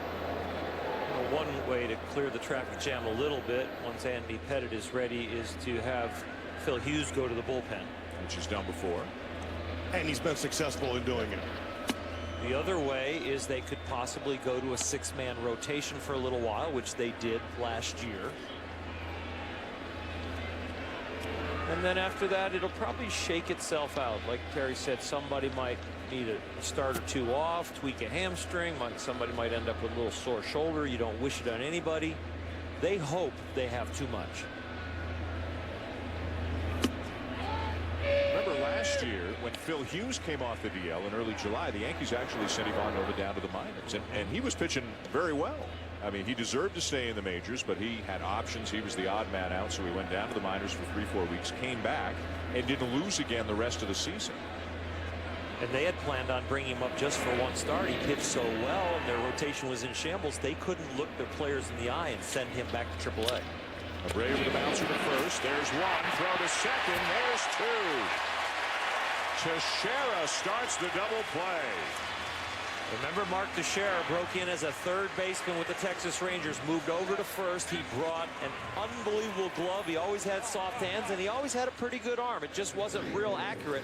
And this play at first base shows off his third base arm as he has back to second base, immediately turns, and you see him throw like an infielder, not just like a first baseman that got stuck over there that can't do it. The footwork, he gets out there, he's got the glove ready, he knows exactly what he's going to do. He throws it to the inside so he doesn't hit the runner's back. Jeter with a good swipe tag.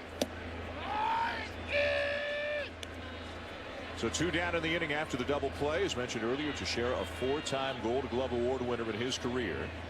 Mark Trumbo, who homered back in the second, looks at a strike.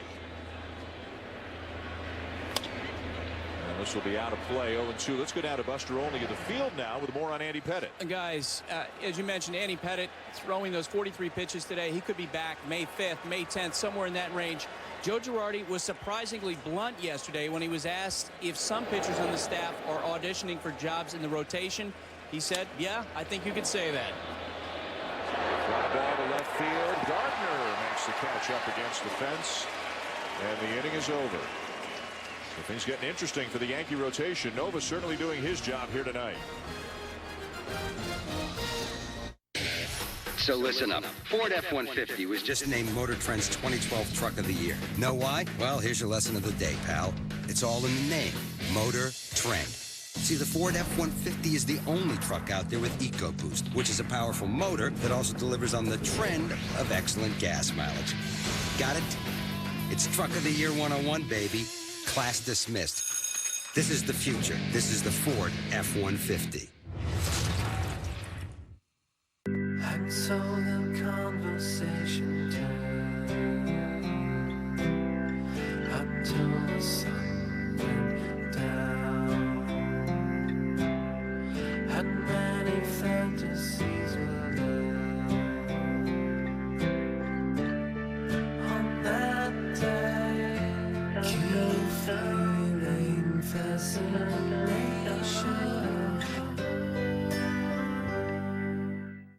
You could tell when a track works or not. You know, if people are dancing or if they're clearing the floor. Whether you're a rock star, people feeling good about themselves is what I strive for. Allie was great. She cuts exactly what I wanted. We rock the cut. Yeah. State officials urge complete evacuation. Severe flooding is expected. It's okay.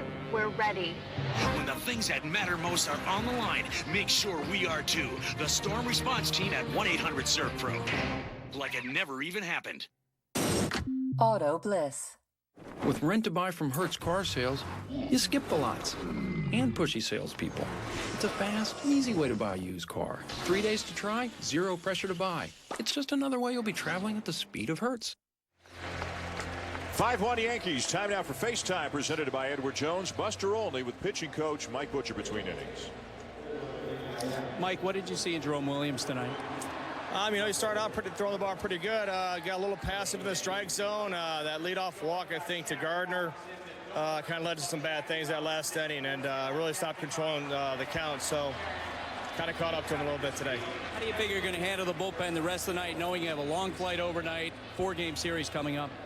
Well, we're going to take it one pitch at a time, but Takahashi's going to have to chew up some innings tonight, and then we're going to see how it kind of filters out. Hopefully we can get on the board here and see where we can use the rest of our bullpen. Mike, thanks. And it's one of those things where Takahashi may not necessarily help them win a game tonight, but he might help them win a game tomorrow or the next day, as David Phelps did for the Yankees yesterday when Phil Hughes didn't get out of the 4th inning. Russell Martin, a swing and a miss, and it's 0-2. Phelps went 5 1/3 innings in relief of Phil Hughes yesterday and saved the key Yankee relievers in case they're needed tonight. Exactly. What he did is what managers and pitching coaches really appreciate. He kept their bullpen intact. Inside, a ball and 2 strikes on to Martin. The Angels also have the top of their rotation getting ready to begin that series with Oakland tomorrow. Jared Weaver and then Dan Herron, although Herron has struggled in his 2 starts. And Weaver and Herron have both gone back to California already because that series begins tomorrow night.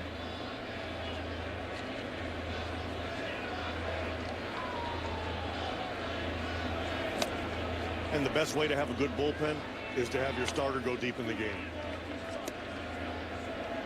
It's probably the master of the obvious right there, but I mean, if you get to your bullpen before you want to, more often than not, you're in trouble. Yeah, Jim Leland told us a couple of years ago, if you go to your bullpen when you need to, you've got problems. If you go to your bullpen when you want to, everything's going to be fine. Same idea. You want to have an end in sight always. You're always looking where to put out the fire. And when you get to the bullpen too early, you can't put out the fire. And if somebody has a hiccup along the way, you're in trouble. The Angels have already made a number of moves within their bullpen in a week and a half this season. They had Rich Thompson up, and he was hit hard a couple of days ago, designated him for assignment. They brought up Brad Mills as some insurance. He never pitched, went back down to the minors. And they've got an issue with 2 older relievers, LaTroy Hawkins and Jason Isringhausen, both 39. A few days ago, both of them pitched an inning, and both said they were sore and couldn't pitch the next day. And all of a sudden, you're really short down in that pen. Taking a low, ball 4. Also, Scott Downs has had the bad ankle. He got run over, or Denard Span hit him in the right ankle with his right foot when he was trying to cross first base a few days ago. So it's been a little dicey for this early in the season. And the reality is, if he can't get them deep into this game, they're going to make another roster move tomorrow. Yeah, that's just the reality of it. What's going on behind the scenes right now is Mike Butcher will be on the phone with Jerry DePitto, the general manager, and they are plotting out who's throwing in AA, who's throwing in AAA, who will be rested, and what roster moves that possibly could be made. They don't know if somebody's going to get hurt in this game. They don't know if somebody won't be able to go very far and they're going to burn up their bullpen. They may need a long man tomorrow, and they're plotting that out right now.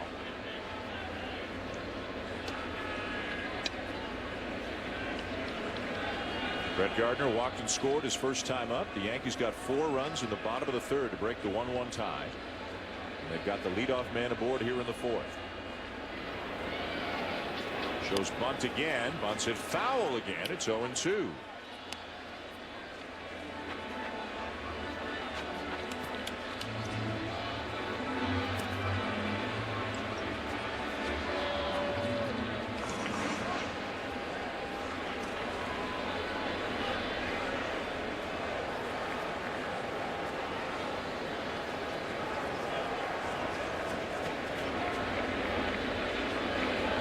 Torres still in on the infield grass, even with a 2-strike count on Gardner.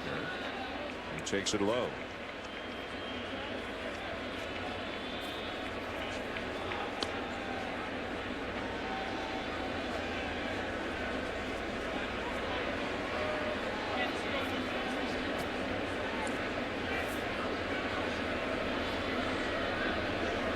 Always have to respect the speed of Gardner. Middle infielders at double play depth, but a shallow double play depth.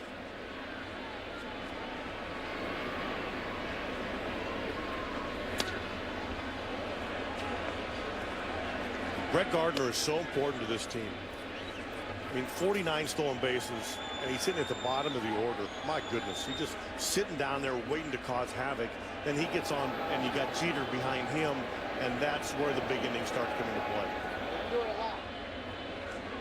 And he can go get him in the outfield, too. That's what happened in the inning when they scored all the runs. He got on. Jeter got to use that hole. That's when it started the merry-go-round.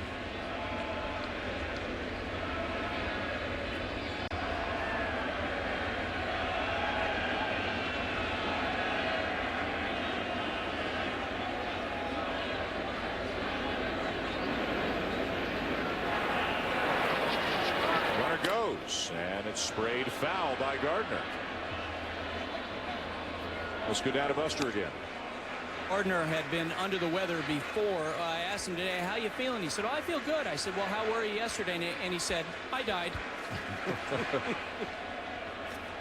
He had a bad case of the flu from the way it was described to us, but back in there tonight.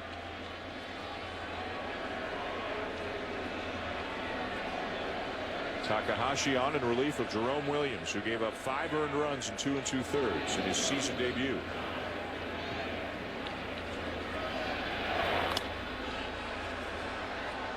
Tough to get strike 3 by him. He'll give you a battle, and he won't give in. And if he puts it in play, he gives himself a chance with his speed. You know, there have been lots of little guys who wanted to be big guys and hit the ball in the air, but he knows what he is, right? And he plays to his strengths. And he had 7 home runs last year, and they were all against right-hand pitchers. But that's the product more of this ballpark than him trying to be a big guy. Just 314 down the right field line. And where this ballpark gets shallow is where you go into right field. It doesn't arc out. It just goes straight out. It just goes straight over. And I'm telling you, when guys like Alex Rodriguez are hitting, or Mark Teixeira or Cano, it looks shorter than that.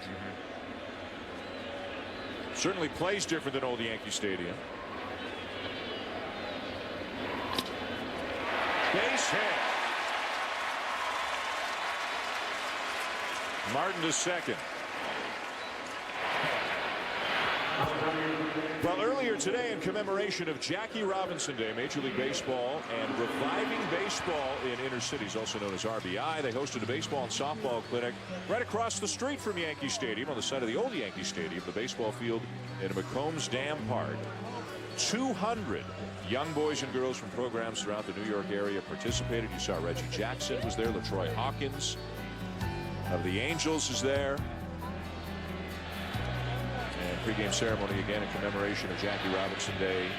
Derek Jeter embracing Rachel Robinson, the legendary player, Hall of Famer Jackie Robinson, who broke the color barrier 65 years ago today, April 15th, 1947, as a member of the Brooklyn Dodgers.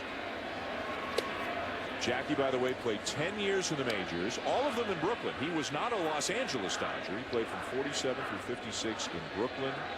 Won Rookie of the Year in 47, won the MVP and the batting title in 49, played in 6 World Series in 10 years, winning 1 of them, and that's why everybody is wearing 42.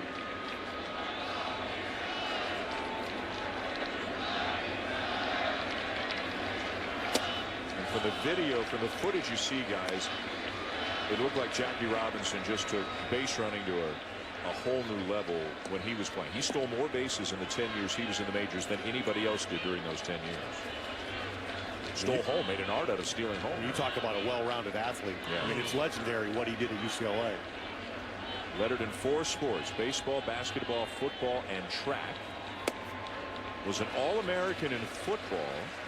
And what did you tell me? He was the NCAA record holder in the long jump. How about that? And stating the obvious, he lettered in determination. Yeah. Not only breaking the color barrier, but breaking all cultural barriers of Asian players now in the big leagues. The Dominican players are big leagues. Cuban players. It's just breaking every barrier and opening Major League Baseball to everyone. I remember part of the deal that Branch Rickey had with him was that he said to Jackie Robinson, you have to have the courage not to fight back, not to get too angry, not to get angry at people, you're going to hear racial slurs. You're going to be treated differently. You have to have the courage. And I think it was for the first 2 years, he said to Jack, can't fight back. And one can only imagine the strength of character and courage and discipline that it took for Jackie Robinson to play under those conditions and to play well. And it's such a unbelievable, I hope, celebration of what Jackie Robinson accomplished, but I also hope it's a reminder of, my goodness, treating people the same. You know, it's actually kind of embarrassing. And again, I hope that came out right. But we shouldn't pat ourselves on the back too much for treating people equal. My goodness.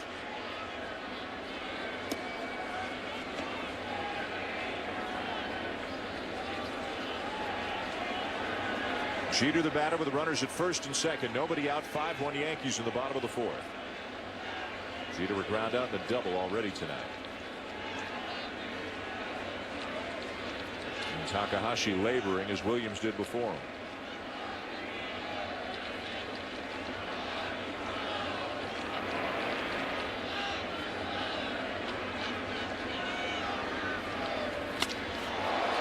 Driven to deep right field. Got a chance. It's gone.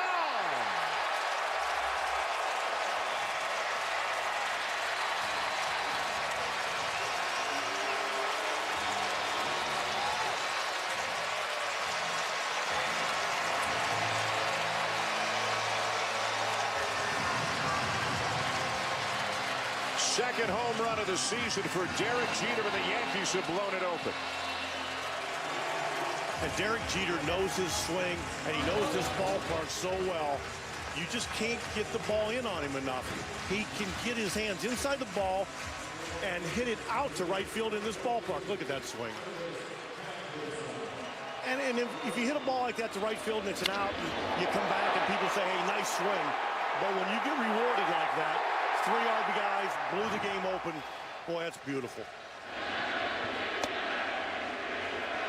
They want a curtain call from Jeter. And you don't think Kevin Long, the hitting instructor down there, is beaming on a swing like that?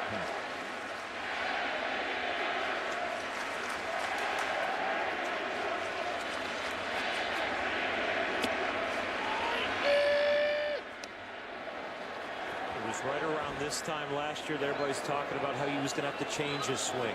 How he's going to have to make some adjustments because of age. He was a big, huge topic around Major League Baseball. The change just might have been him getting past the 3,000 hit mark.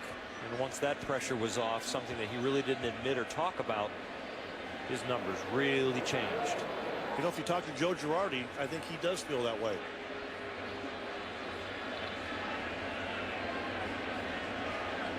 One and two the count on Granderson. Breaking ball popped up back to the plate. No play for Iannetta.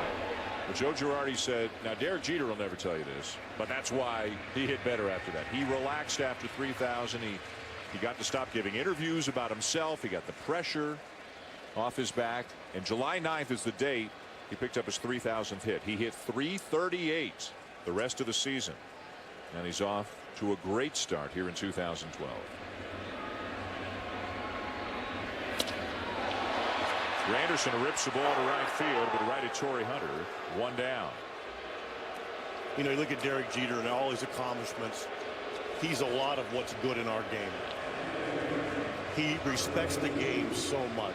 Well, you've told the story when a game would begin with Jeter batting, he would look into your dugout and tip his cap. Every first, you know, he leads off the game. Yeah. He'd tip his cap, and if I, for whatever reason, forgot to look at him, somebody would bump me, say, hey, he's looking at you, and I'd wave at him. It's just the way he respects the game. He's a special guy. Anybody else does that, you probably look away and act like you're not paying attention. Alex Rodriguez, 1 for 2.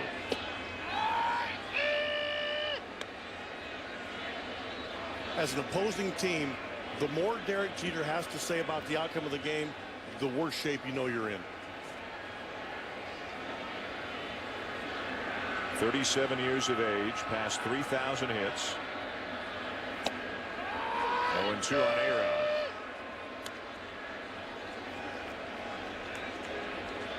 And the Angels have their hands full right now. I mean, not just with this game, but now tomorrow's game is going to start being, they're going to be making phone calls because their bullpen is going to pay a price tonight.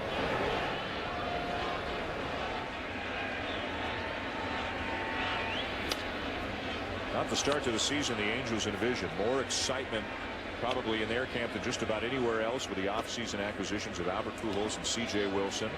And here are the Angels 3-5 out of the gate, losing 8-1 tonight.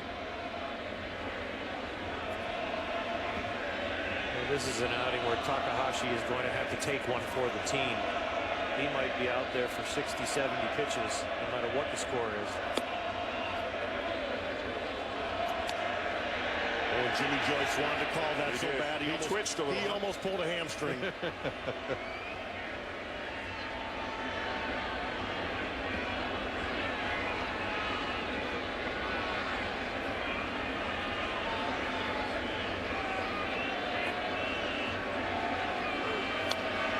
By the way, the Texas Rangers won again today. They beat Minnesota 4-3. The Rangers are 8-2. Joe Nathan got the save against his former team. So the Rangers are looking every bit like the team they've been the last couple of years, the two-time defending American League champions. The Dodgers won again. Matt Kemp went deep for the 6th time. What a tear he's been on. Oh my gosh. 2-2. I follow him on Twitter, and I'll tell you what, he's a very confident young man, Matt Kemp. He talks to all his fans on there, and he'll make statements and talk about how confident he is to have another monster year.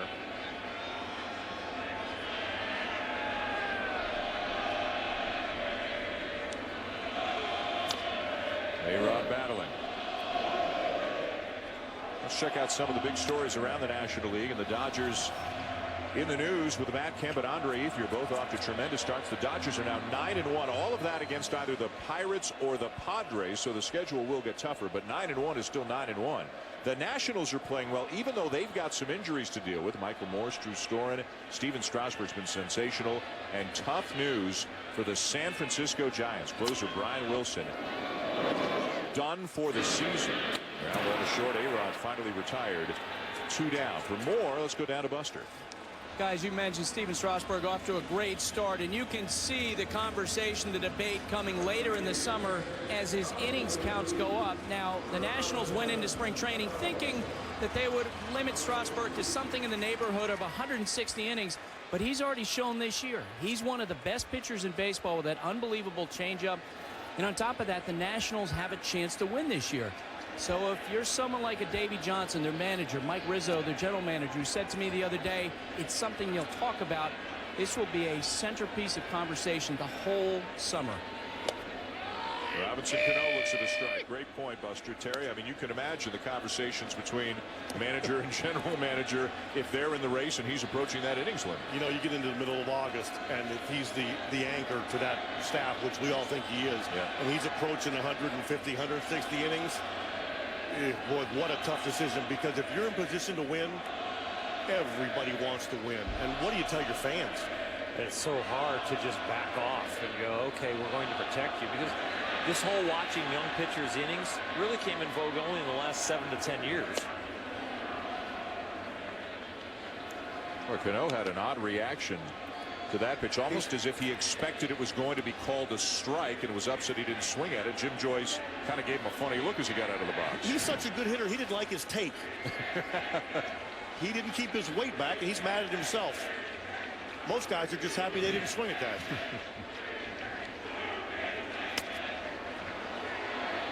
Pops him up. Ibar makes the catch right in front of Abreu to end the inning. Derek Jeter goes deep. A 3-run homer. 8-1 Yankees.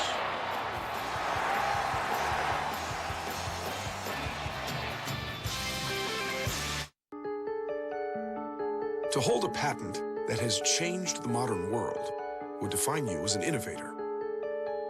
To hold more than one patent of this caliber would define you as a true leader. To hold over 80,000, well, that would make you the creators of the 2012 Mercedes-Benz E-Class. quite possibly the most advanced luxury sedan ever, starting at $50,490.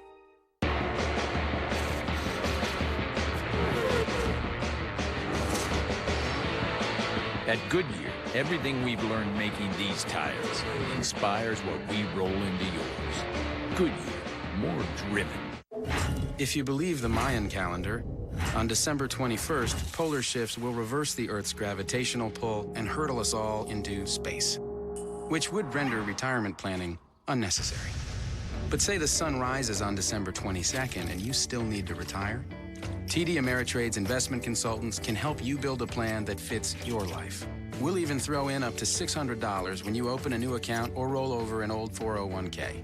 So who's in control now, Mayans? If you've ever used a smartphone, you were a beta tester. Like her. Hey, guys. Hey. How's Carl? When my test phone doesn't update me with my friend's latest status, I'm not just being thoughtless, I'm making smartphones better. Great job. We gave the beautifully different Nokia Lumia 900 with Windows Phone live tiles to give you personalized information at a glance. The smartphone beta test is over. I hope this gets to you, and I hope this gets to you.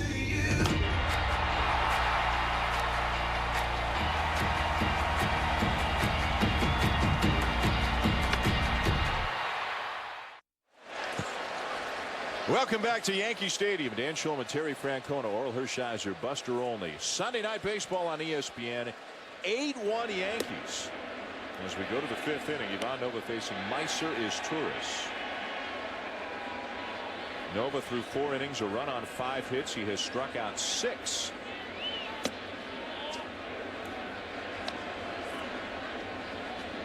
Izturis will be followed by Chris Iannetta, and then back to the top of the order for Eric Aybar.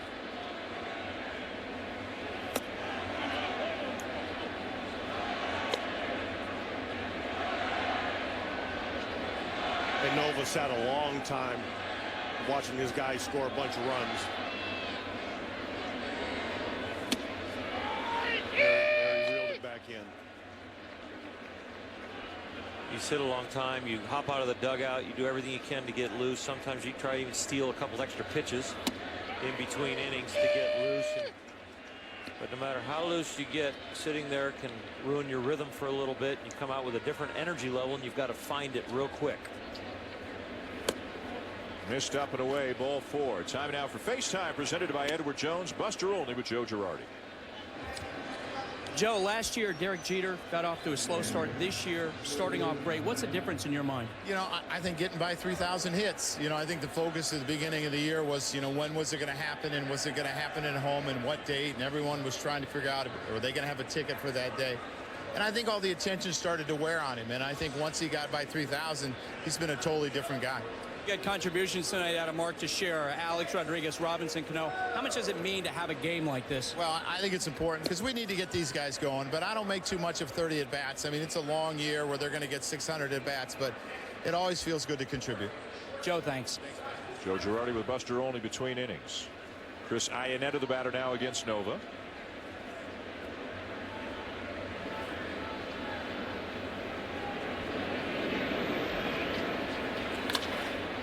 Fly ball to right field. Swisher back, turns, and it goes. Iannetta launches one out the other way for a 2-run home run to make it 8-3.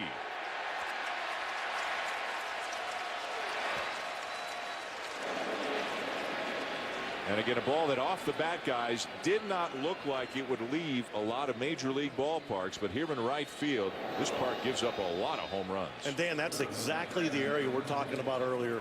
It doesn't jut out like a lot of out, you know, right field, left field, like left field does here. It goes straight across. That's a line drive double in most ballparks.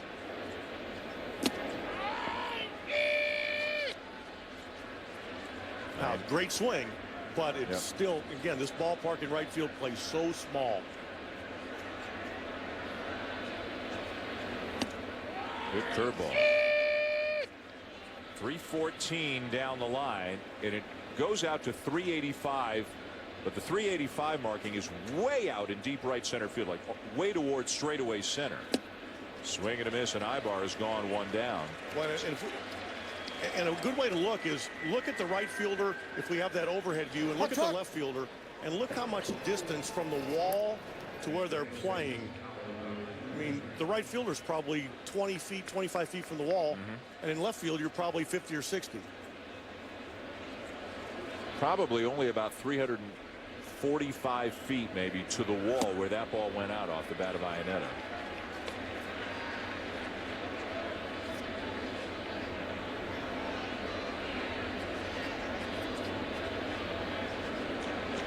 It has been a hitter's park since they opened it. There's another ball shot to right field over the head of Swisher.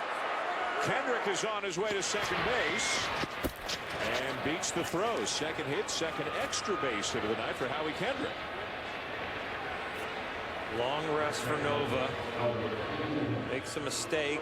Lets the Angels climb back in this game, and this is the reason that he's been so successful, is eliminating damage. He's given up some damage here, but he's got some room to breathe with the 8-3 lead. He's got to shut it down now. This is the reason he was able to be 16-4 last year. Albert Pujols 0 for 2.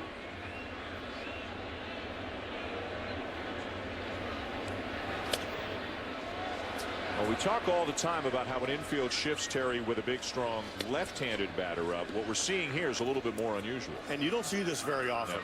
But again, this is the strength of Albert. They're trying to take away part of the field. If he wants to hit a ball through the second base hole, they'll probably gladly take it. They're trying to keep him in the ballpark.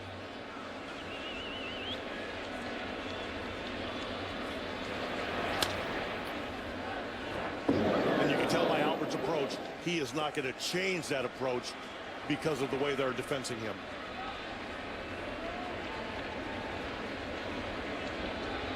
When I pitched, I was not a big fan of the overshift. I felt like it took away certain pitches that you could throw a guy.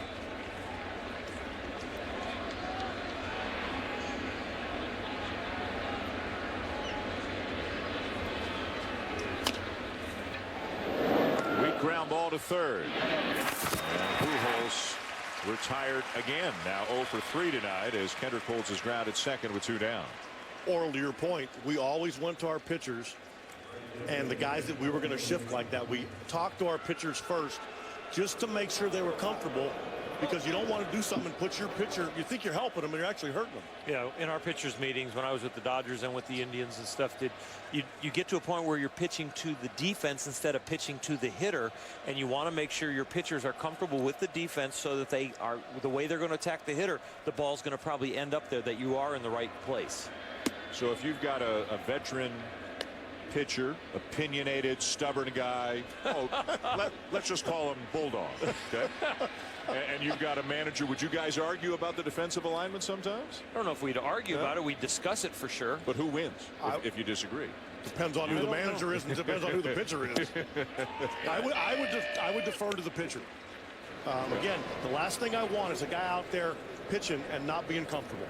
Yeah, there are certain times that you shift that, depending on the score and the ballpark, the pitcher wants it. And then there are other times that you shift and the pitcher would say, you know what, you're taking away my fastball away and it's my best pitch tonight, and I just want to go strength against strength with him tonight.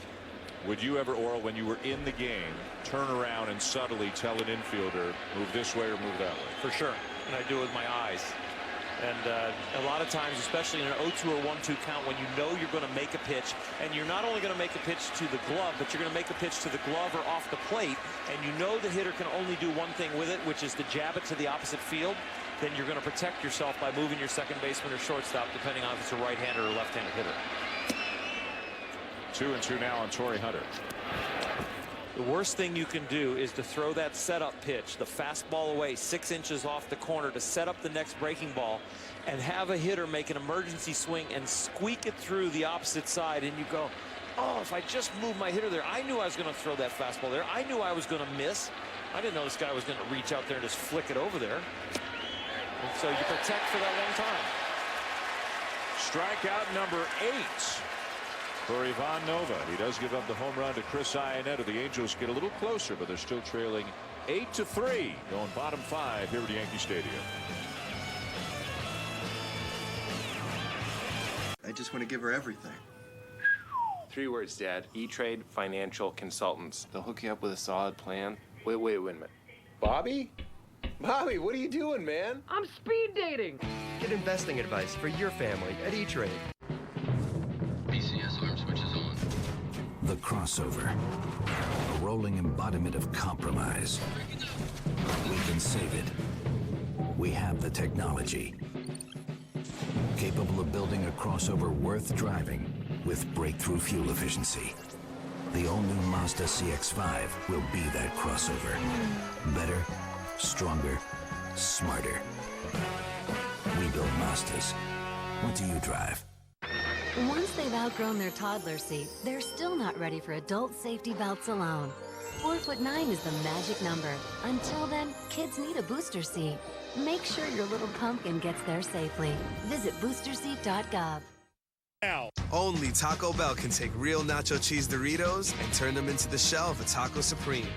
Just when you thought all the really good ideas were taken. Introducing the new Doritos Locos Tacos from Taco Bell. BCS arm switches on. The Crossover. A rolling embodiment of compromise. We can save it. We have the technology. Capable of building a crossover worth driving with breakthrough fuel efficiency. The all-new Mazda CX-5 will be that crossover. Better, stronger, smarter. We build Mazdas. What do you drive?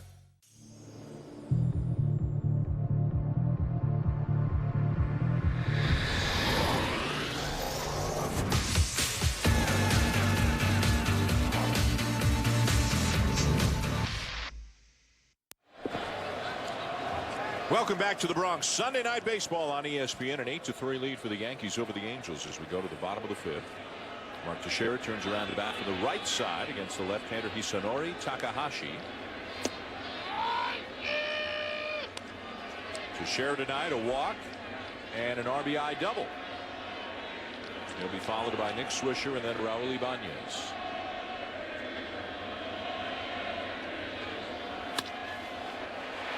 Base hit into left center. Big turn by Teixeira, but then he'll put the brakes on and scamper back to first. And they let Mark Teixeira get his arms extended. Right-handed, you want to get in on him.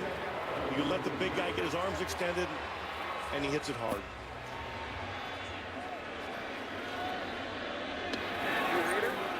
You want to try to tie him up if you can. And when you don't get it in there, boy, you can really do some damage. Now Swisher, another switch hitter, also turning around to bat for the right side.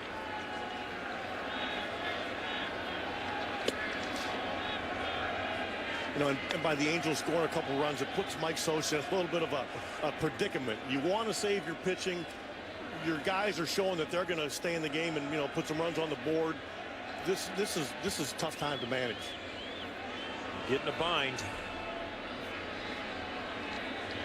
Balance today with tomorrow. Ripped down the left field line, but a foul. And it's grabbed by the ball boy down the line. Southpaw.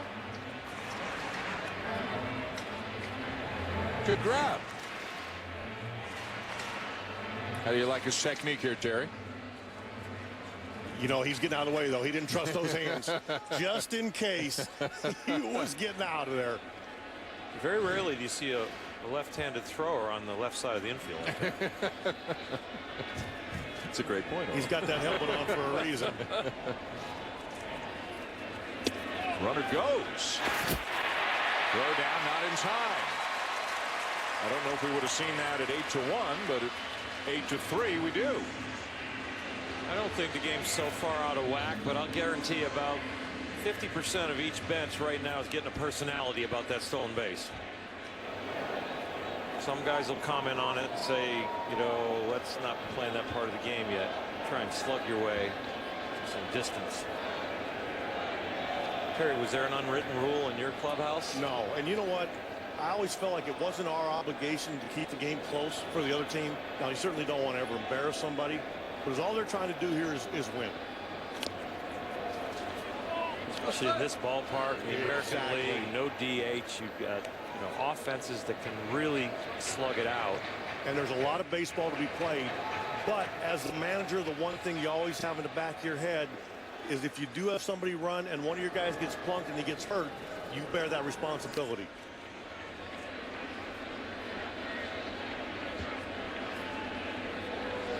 He's got that helmet on for a reason. Runner goes. Throw down, not in time. I don't know if we would have seen that at 8-1, but at 8-3, we do. I don't think the game's so far out of whack, but I'll guarantee about 50% of each bench right now is getting a personality about that stolen base. Some guys will comment on it and say, let's not be playing that part of the game yet. Try and slug your way to some distance. Terry, was there an unwritten rule in your clubhouse? No, and you know what?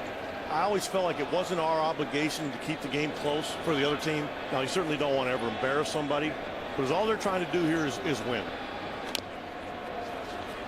Especially in this ballpark, the American League, no DH. You've got offenses that can really slug it out. And there's a lot of baseball to be played. But as the manager, the one thing you always have in the back of your head is if you do have somebody run and one of your guys gets plunked and he gets hurt, you bear that responsibility.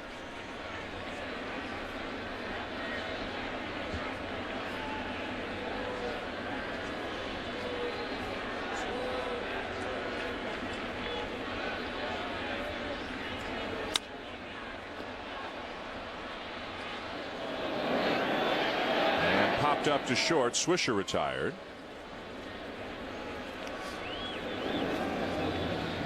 Let's take a look now at our Ram game track tonight with an 8-3 lead for the Yankees in the bottom of the fifth. Derek Jeter with a 3-run home run. The Yankees with 4 runs in the third, 3 more in the fourth. Jerome Williams, the Angel starter making his season debut, did not get out of the third inning. The Yankees getting some production from their 3, 4, 5 hitters, and they hadn't had a whole lot of production out of those spots coming into tonight. Although they still don't have an RBI out of their cleanup spot yet this season. Tonight, Cano is in that spot. Jeter's certainly doing his job. He has doubled and homered, scored twice, and driven in 3.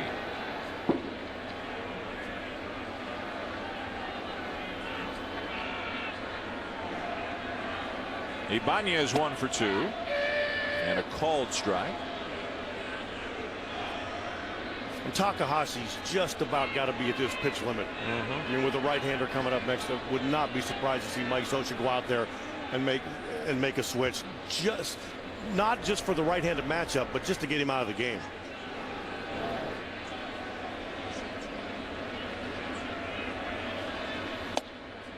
Just low.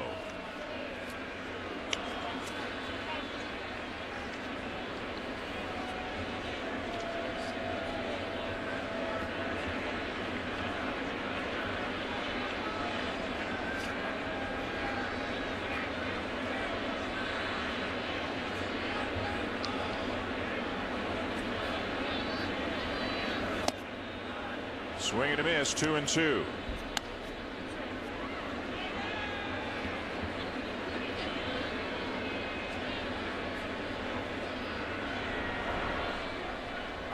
David Carpenter is up in the pen.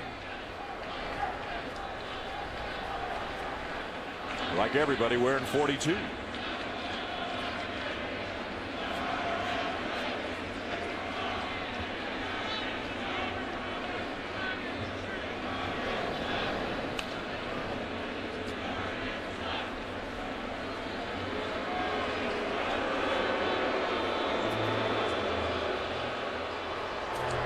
While they visit on the mound, a reminder that MLB.TV is baseball everywhere. Watch almost 100 live out-of-market games each week on your favorite devices. Visit MLB.TV for details. Bottom 5 in the Bronx. Rubber match of a 3-game series. The Yankees up 8-3.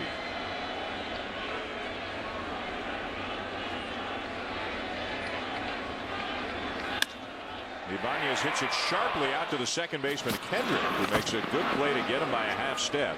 2 down. Teixeira to third.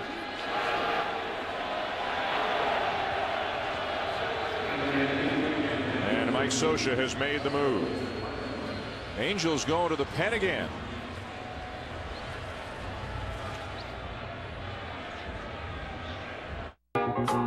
Oh, beautiful,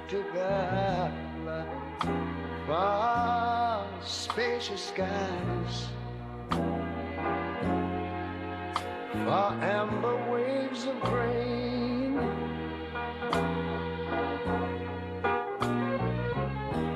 far purple mountains. For the first 100 years and for generations to come, thanks for making us a part of your life. Thanks for the ticket, man. Thanks to my State Farm agent for saving me $480. No sweat. Hey, look, we're on fan cam. Y'all ready for this? Having the extra cash sure helps. And I can save even more by combining your auto and renter's policies. Cool. But what if we bought a house? Auto and home? We have even bigger savings for that. Wow, sounds good. More savings any way you shake it. Want to split some nachos? Sure. Get to a better state. State Farm.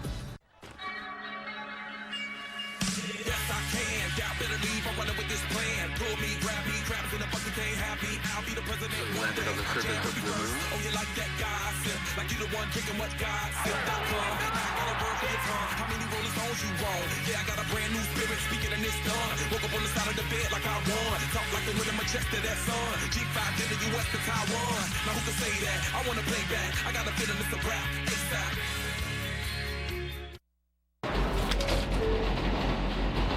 Hear that? That's the 4 train. The sound of the city.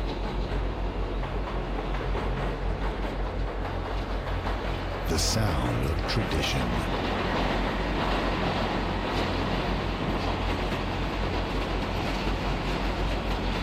(161st Street), Yankee Stadium. The sound of 27 championships.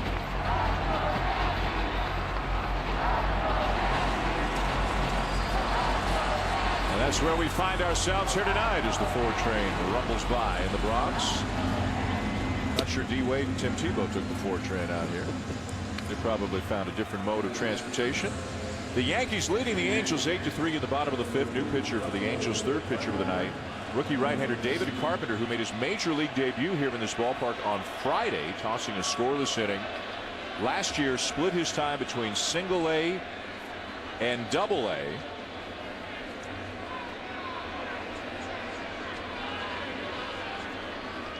And had a very good spring. And now finds himself in the big leagues with some of the changes that the Angels have been forced to make in the bullpen. Very deceptive with that sidearm delivery. He's got a nice little breaking ball off that 2-seamer that just sank into Russell Martin. He's got the ball going 2 different directions with some deception. There's the breaking ball. This doesn't look like a real comfortable at bat for a right-hand hitter right now. You know, his delivery as he comes to plate doesn't look like he has a lot of balance, so you don't have a lot of confidence that he's going to hit the target. That was sort of my point. Then at the knees with 91 in movement, 1-2. Native of Arlington, Texas, just came up to the big leagues on Friday.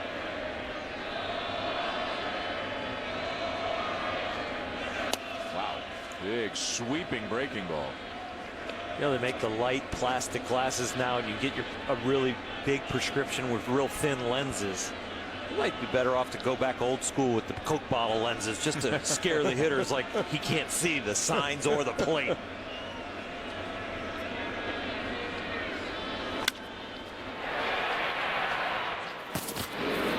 Martin grounds out to end the inning. So the Yankees will leave a man on at 3rd. 8-3 they lead tonight here. Sunday Night Baseball from New York.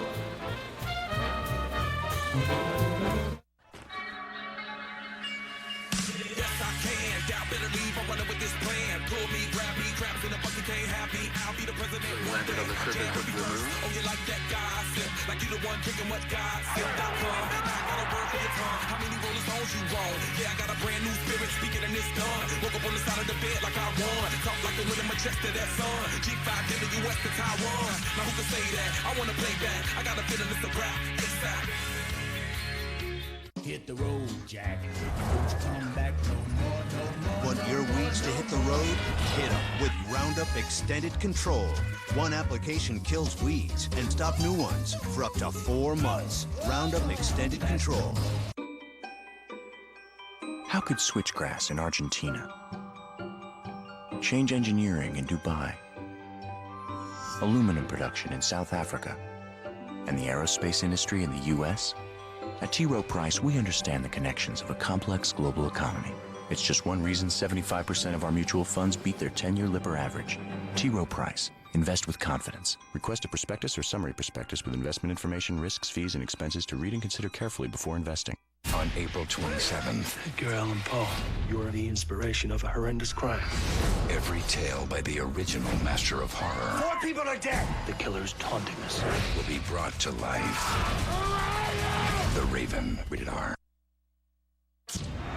Our Sunday Night Baseball game continues. Carl Ravitch and Barry Larkin here at our studios. Look, Pittsburgh and San Francisco had 5 runs between them earlier today. Everyone else had 7, 8, 9, 10, 11, 20 runs and a whole bunch of runs here. We asked during our Baseball Tonight show, Barry, the best 3-4 combination. Is it Alex Rodriguez and Robinson Cano? And the audience, 51 said no, 49 or so said yes. What's your take? I'm going to say they're really good, but I'm saying they're not the best simply because A-Rod missed 63 games himself last year. Cano only 3. My top is Miguel Cabrera and Prince Fielder. Over the last 4 seasons, between the two, they've missed 21 games. Right. These guys are productive. They're on the field. They're calling my them top. Miggy and Biggie. Back to you. I got to agree with you, Barry. Miguel Cabrera, Prince Fielder, 3 and 4 for the Tigers, who are off to a good start. Let's check out some news and notes from around the American League. Jacoby Ellsbury with a shoulder injury could be out 6 weeks. Johnny Damon signs with the Cleveland Indians. And Scott Baker will undergo season-ending elbow surgery. Some feel it may be career-ending for Scott Baker. Well, the Twins have had nothing but injury problems the last couple of years.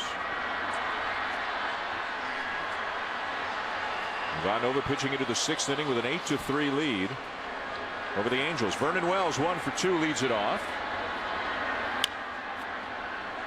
Ground ball down to third. A-Rod, big stretch to Sheriff. 1 down. Ivan Nova, Oral, having a good night. Getting some run support, but he's got to get a W, stay away from the damage, and that's what he's done in the first inning. He pitched around a triple. And he had Albert Pujols up there, and he jams him with a fastball. He gets Torrey Hunter in the next at bat with a cutter to get out of that jam. And then in the 5th, he's got his back against the wall again, but the slow breaking ball gets him a ground out. Another little cutter gets him out on Torrey Hunter, and he's given up some scratch runs. 1 in the 2nd, 2 in the 5th, but he's leading 8-3. Bobby Abreu, the batter. That helps, huh? 6 runs a game from the offense. He's got 8 today, but you still got to go out there and limit the damage and throw some quality innings up there. Abreu lifts a fly ball to left field. Gardner back 2 down. I don't think enough can be said about Ivan Nova. You know, A.J. Burnett, Kevin Brown, there have been veterans that they have signed as free agents to come in here and to anchor and to help this Yankee staff. And this guy at 25 years old as a rookie wins 16, and he's chasing some likes of Ron Guidry, Whitey Ford, Roger Clemens for consecutive victories. This looking like it's got a chance to be a solid one. That'll take him to 14 and tie Whitey. And when you talk to him, he looks you right in the eyes, and you know, just he's confident in himself. When you were with the Red Sox last year, Terry, what would the hitters say about him after a game? You know, and again, you know, he was sent down not because he wasn't performing, but because he could. They gave him some flexibility. What our guys thought was he had all 4 pitches, and that his breaking ball improved vastly, and he pounded the zone. 3-0 on Trumbo. You know, nothing he throws is straight, and he throws everything for strikes. Even tonight, he's thrown some balls over the middle of the plate, and he's gotten some takes or some weak outs because the ball's moving one way or the other.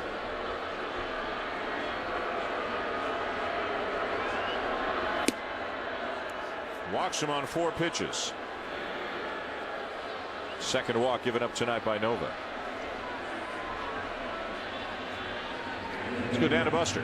As you were talking about Nova's personality, he did something before this game which I've never seen before. After he finished warming up, he veered over toward the stands. There was a little kid there. He gave him the baseball, chatted with him, and then he passed a security guard who obviously he knows and punched him in the chest. He was laughing. He was joking. Normally, when you see starting pitchers come in, as Terry and Oral know, they've got their game face on. Hey, some of them have their game face on about 3 out of every 5 days. There's Meiser Izturis. Day before a start, throw day. They're, you know, Terry, starting pitchers are He's going to go with the... They're an odd breed. Oh, I thought you were going with ornery. Occasionally ornery. But you know, Buster, what Buster's talking about, it's really funny because pitchers on the day they pitch, they are a different species. But in Boston, like a John Lester, he's got that game face going, but on his way in, he'll flip it to a kid. And I guarantee you that little kid will never forget that moment.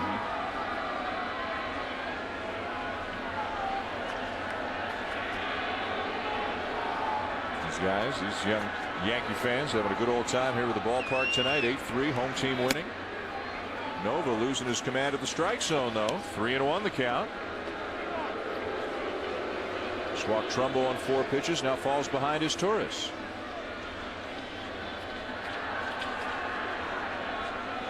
Nearing 100 pitches.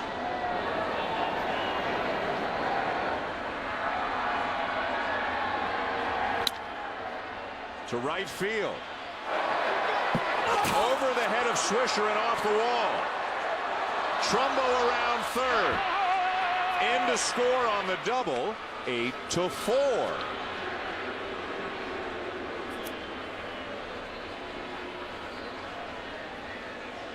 Well, the 2-out walk comes back to bite you. And then a good low ball hitter. Izturis goes down and get this one, and he drives it. And again, we've been talking about this short right field porch. Not only do they hit it over it easier, but it goes off the wall a lot easier.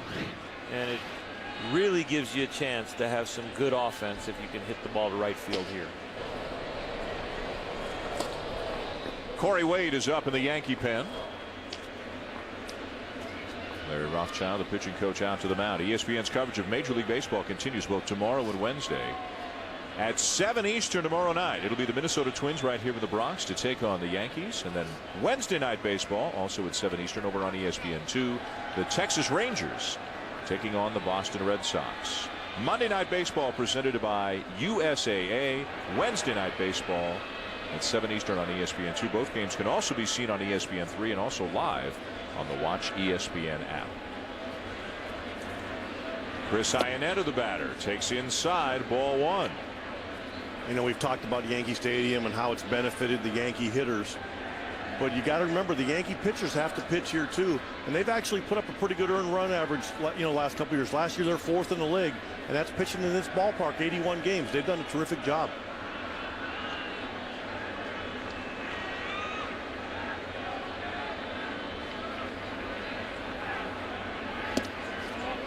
That one squirts through Martin to the backstop. You'd imagine it's going to be scored a pass ball as Izturis comes to third. That's a huge pass ball, because now with a man on third, you have a tendency to not want to bounce your breaking ball. And you're facing a hitter that has a base hit and a home run off of you. And you're trying to get out of the inning. And now a little laziness from Russell Martin. This ball should be easily caught. Puts Nova in a position that he doesn't want to bounce it now.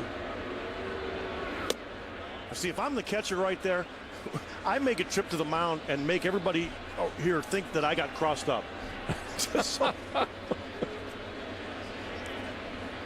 By the way, guys, just It has initially been scored a wild pitch, but now it's been changed. Okay, they just overturned it. The official score made it a pass ball, as it should have been. 3-0 green light. Diving stop. Alex Rodriguez. Inning over. What a big play that was by A-Rod. Saved a run. One more in for the Angels, but that's all after this play by Rodriguez. It is 8-4 Yankees.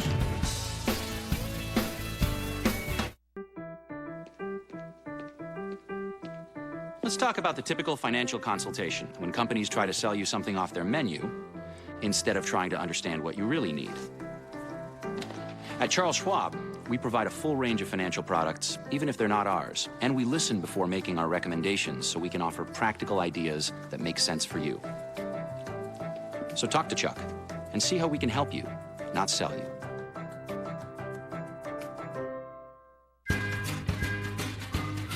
Here's to kids and all the things that make a house a home.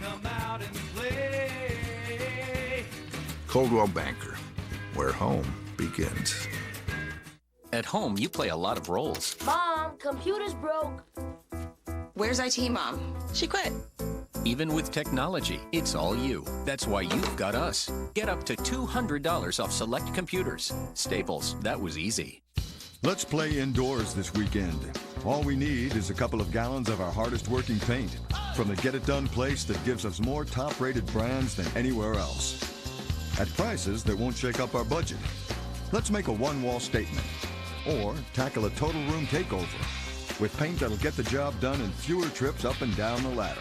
More saving, more doing. That's the power of the Home Depot. The #1 brand of paint just got better, starting at $23.98.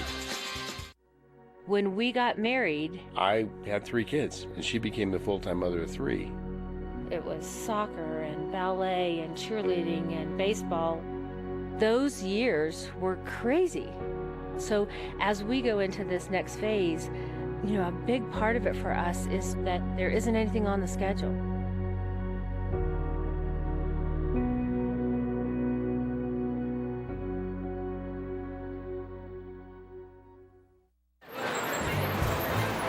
ESPN's Sunday Night Baseball, presented by Taco Bell, is brought to you by Budweiser. Great times are waiting. Grab some buds. And by Scott's. Feed your lawn. Feed it. And when you're done feeding your lawn, head to Lombardi's Pizzeria down in Little Italy. Over 100 years old, the first pizzeria in America.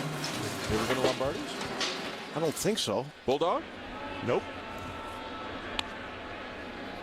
May want to go now. Next time around, huh? Terry's buying. No, I said I was going. Brett Gardner leads it off. 8-4 Yankees, bottom 6. And the way the ball's flying out here tonight, with a 4-run lead, both teams, you're going to see them, like we saw swinging 3-0, you're going to see them continue to run the bases because of the way this ballpark's playing tonight. Gardner, a walk and a base hit and a couple of runs scored tonight. As Torres way in at third again.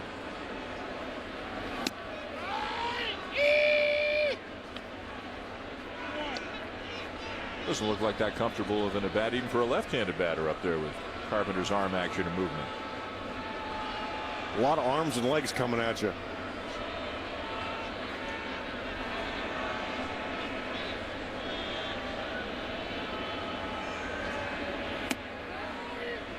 Right over the outside corner, 2-2. The timing between his body and his arm is not conventional either. He kind of drags his arm out the backside and it stays back there over the rubber and the body comes flying at you, and then it's a long arm action coming at you. It's hard to pick up, and it's not the conventional timing that you're used to seeing. When somebody's hips and shoulders come at you, the arm usually comes with it. Did not go. He kind of lays the ball off. Just kind of lets it hang out there as the body moves away from his arm, and then he just kind of lashes it up there.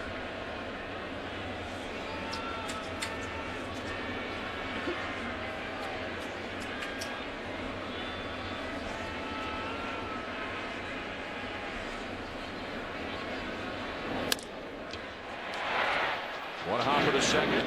Kendrick in time to get Gardner one down.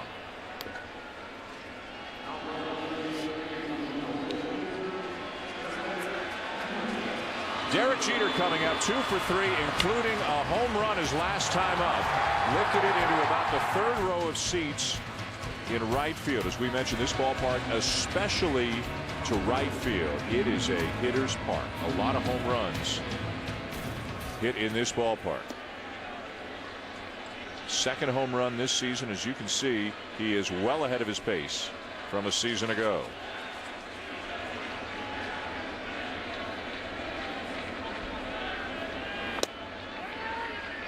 At the knees for a strike. And Terry talking about the way the ballpark is playing tonight, the way the ballpark has played in general since it's opened. More home runs hit in this ballpark since the beginning of 2009 than in any other park in Major League Baseball. Now again, some of that has to do with some of the guys that are hitting, but the ball, there's no denying the fact the way the ball carries to right field here.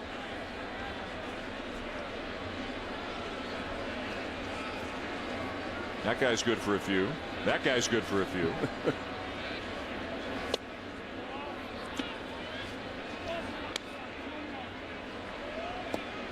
When you looked at a schedule, Terry, and you saw the Yankees were playing a team and then that team had to come in and play you, didn't you kind of enjoy the fact that maybe their pitching staff would be tired? And I'm sure the Yankees would get the other thing where people come in and do the New York-Boston route. It's a tough route to go through. High and deep left center. And about 400 feet away, the catch is made by Vernon Wells. Jeter almost had another one. Well, Friday was opening day for the New York Yankees, and you can imagine what the moment was like here in the ballpark for Yankee fans as Jorge Posada, recently retired, a part of 5 World Series championships, threw out the first pitch, and not only that, threw it out to his dad.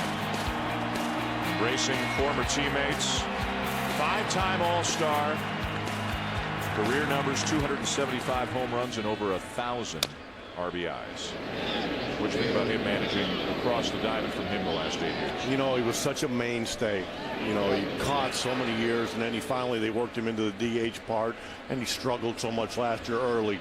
But for a long time, he was a mainstay behind the plate and a serious threat from both sides. Yep. Yeah, I don't think anybody will remember the last year about his career because he did so many significant things. He was a clutch hitter, you know, part of the core 4 there for so long with Jeter and Rivera and Pettit himself. And again, he did it in a very classy way. A fantastic career. You talk about classy. This kid standing in the batter's box. Well, I'll tell you, for the game of baseball, I hope when he's done playing, he stays in the game. Mm-hmm. Yeah, he is some kind of fun to listen to talk.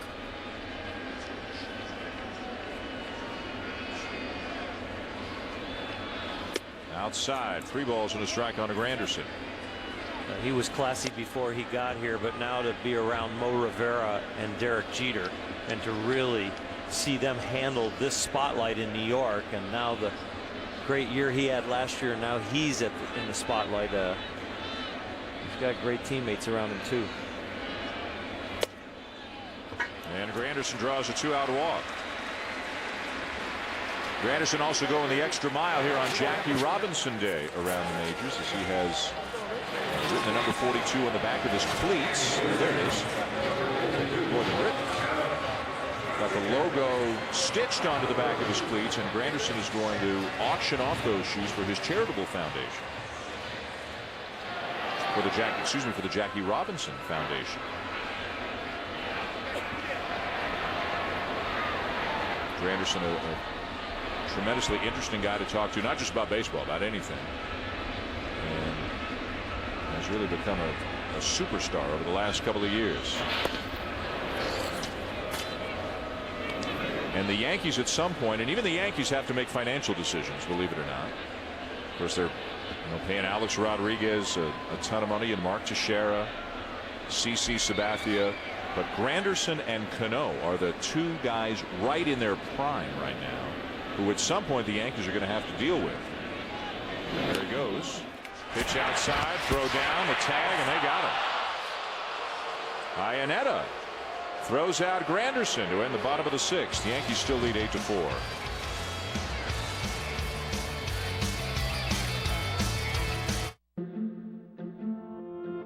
If you hold the radical theory that a financial advisor should simplify things without making you feel simple. If you have the rebellious notion that it's highly complex is not an explanation. If you believe a financial advisor should keep you in the loop and not in the dark. Join the nearly 7 million investors who think like you do.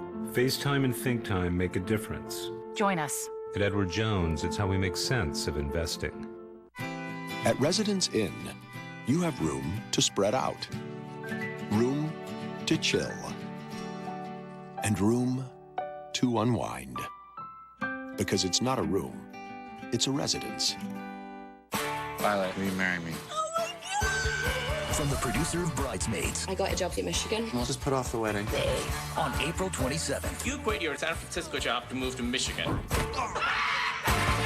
Can this relationship... I just wish Tom were happier here. Are you going to get dressed today? I think today's more of a bunny day. survive this engagement? Oh! It's sort of like being on a treadmill for forever miles. When was the last time you were on a treadmill? Sorry. The 5-year engagement. Rated R. We're here for the go-getters.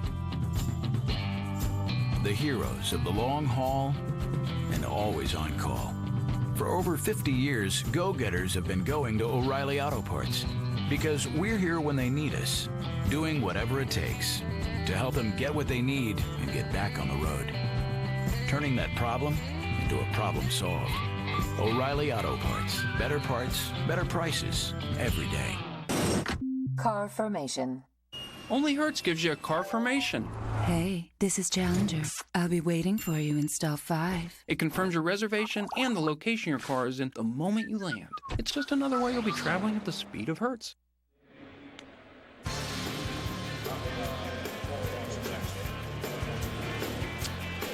Back here at Yankee Stadium, NYY, New York Yankees Steak, one of the featured eating establishments here. Nice looking place, although I'm just speaking for myself. I'm not eating until about Tuesday after what we did last night. We put on a clinic last night, didn't we? We big leagued it last night. That's more our speed, that's right? Fun. New pitcher for the Yankees, right-hander Rafael Soriano. In his second year with the Yankees, had kind of a rocky first season with him last year. Had some elbow trouble, missed a couple of months, pitched better after he came back. A guy who was supposed to be originally the 8th inning guy in front of Mariano Rivera. Didn't pitch well at the beginning of the season. David Robertson took over the job, had an unbelievable season. So Soriano, a guy who saved 45 games for Tampa Bay 2 years ago, is now working in the 7th inning. 8-4 the Yankees lead. And this is the way the Yankees drew it up. 6 out of their starter. 7th inning for Soriano, 8th inning for Robertson, 9th inning for Rivera, and go home.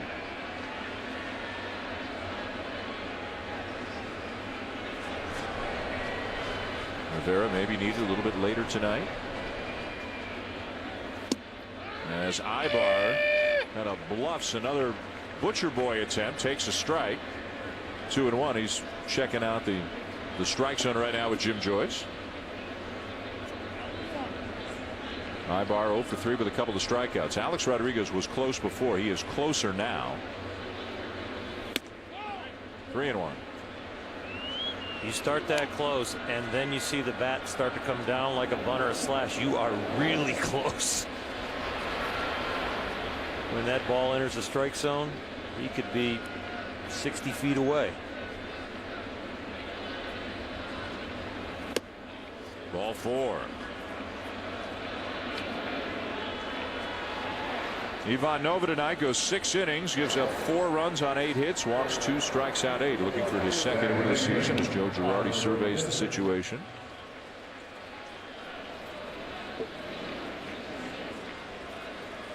Mentally and emotionally, for a pitcher who loses his role and starts to go down the totem pole, he has to find that fire to continue to compete on the mound. And Soriano needs to have that fire this year.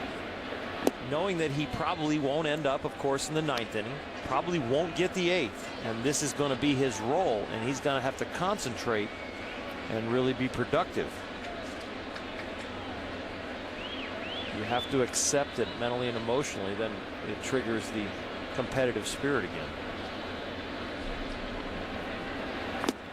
But if he is willing to accept it, what a bullpen. My goodness, because as a manager, you don't have to match up with these guys. David Robertson, Soriano, they get lefties and righties out both.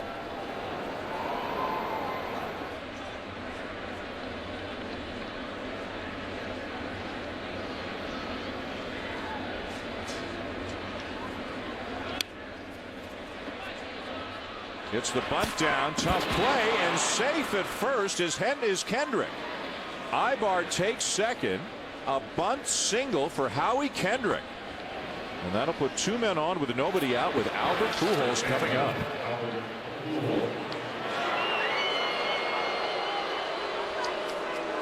Pujols 0 for 3. But we're one swing away from having a good game again. And he doesn't have a home run yet this year, and that's a long drought for him. It was the longest coming into this game. It was the longest until 2008. Now with the last few at bats, it's the longest ever for him to start a season. Hit the ball well yesterday, 2 for 5, including an RBI double, 0 for 3 tonight, including a strikeout. In his career against Soriano, look at these numbers, 3 for 3, including a home run.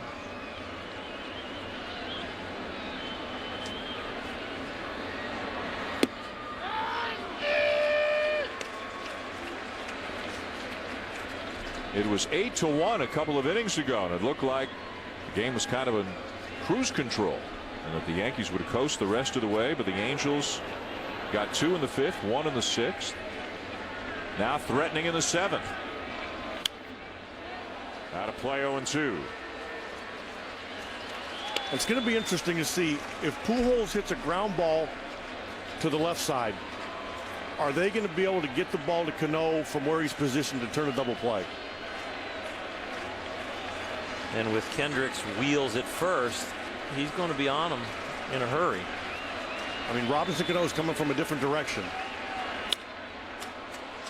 Little soft liner into left field, a base hit around third, heading home Ibar, and he will score. An RBI single for Pujols makes it 8-5.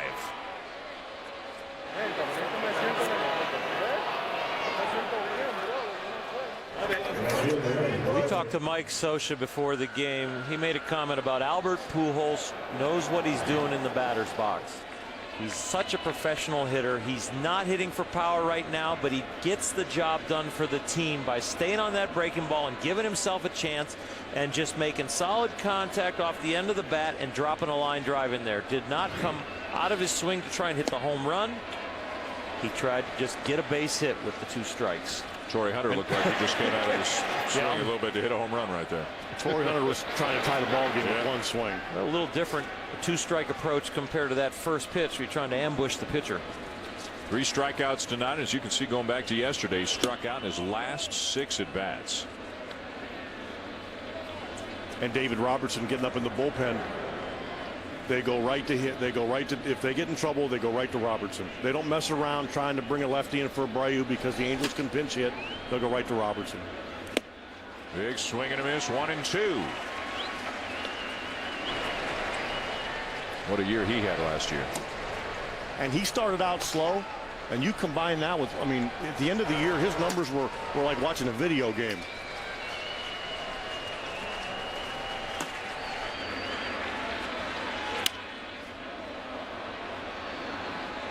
He's done a good job watching Mariano Rivera through the years and really learning how Mariano got people out. And he added Mariano's cutter. And he's got a good breaking ball, and he's got a great live arm to have life on his ball other than the cutter. And don't be surprised if he's not the closer when Mariano retires. 100 strikeouts last year in 66 2/3 innings. 1-2, breaking ball hit to center field. Granderson will make the catch. Kendrick will tag and come to third. Pujols back to first. Out number 1.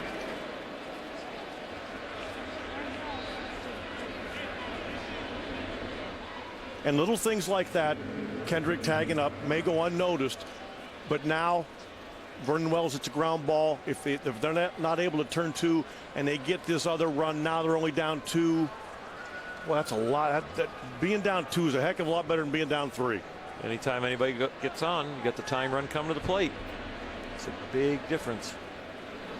Well, that was some pretty profound stuff I just spewed there. That was good.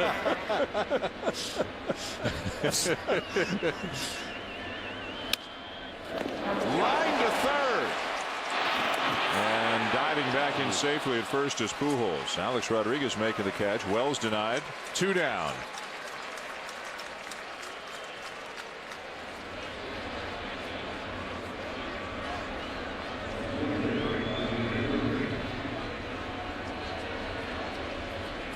Soriano not missing many bats here tonight, but he's gotten a couple of outs.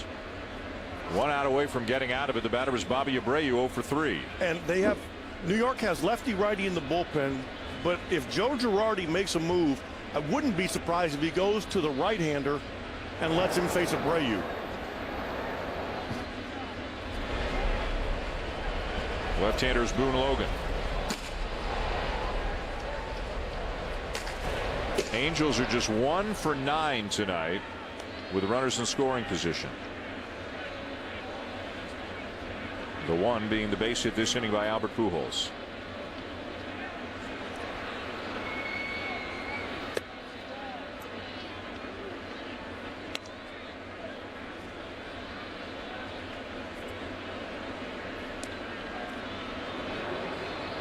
Mary Rothschild checking on the progress of the bullpen.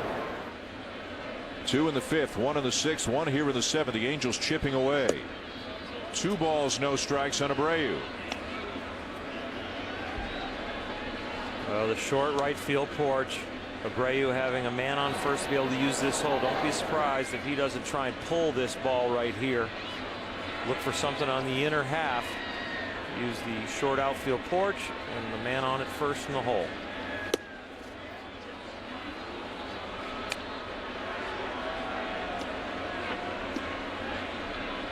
3-0 on Abreu with a Mark Trumbo, a dangerous hitter with a lot of power on deck.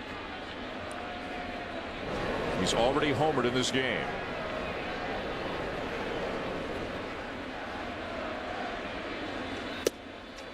And they are loaded.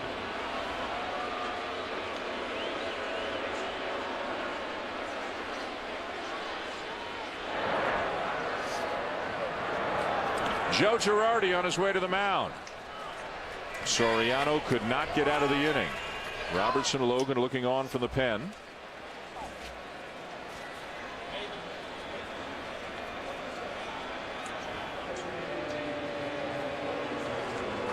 Soriano out. Robertson on his way in to try to preserve this lead.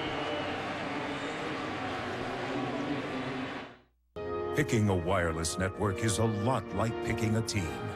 You could go with the fastest, most reliable, and at the very least, talented at what they do. Or you could go in the other direction and see what happens. Pick the right team. With over 6 times the 4G LTE coverage, Verizon is the obvious choice. So, let me show you around our improved call center. It used to take weeks or months to get life insurance. Now people can buy a term life policy in a single phone call. That should do it. Congratulations, ma'am. I just completed your new policy. Now, please enjoy this hold music performed by the world's cutest, sweetest, cutest musician ever. Did I mention he's cute? She's not supposed to do that. Call 1-888-MET-LIFE for a free quote today. Give yourself an edge. One A Day Men's Pro Edge. A complete multivitamin with more magnesium to help support healthy muscle function. More B vitamins to help convert food to fuel. More confidence in a healthy you. One A Day Men's Pro Edge. In 5 days. Don't underestimate me because I'm short. Kevin Hart is the most incredible actor on earth. I need to be held. Put me in my onesie. When you think Oscar, think Kevin Hart. Damn, look how small your skirt is. Woo! Think like a man. Nailed it. Rated PG-13. To hold a patent that has changed the modern world would define you as an innovator. To hold more than one patent of this caliber would define you as a true leader. To hold over 80,000, well, that would make you the creators of the 2012 Mercedes-Benz E-Class. Quite possibly the most advanced luxury sedan ever, starting at $50,490. Swing into the season with baseball tonight.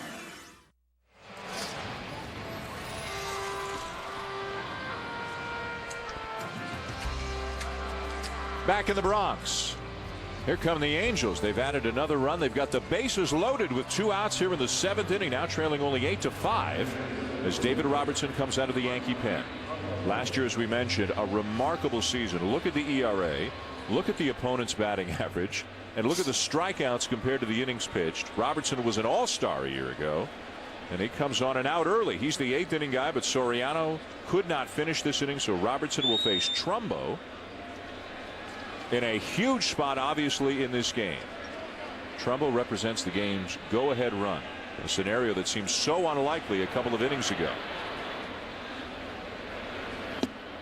It was 8-1 at one point, but the Angels are back within 3. And Trumbo has already homered in this game.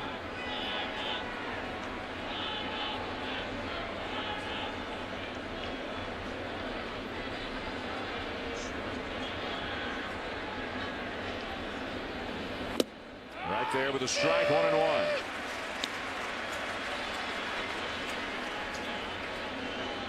Robertson, 26 years of age, from Birmingham, Alabama.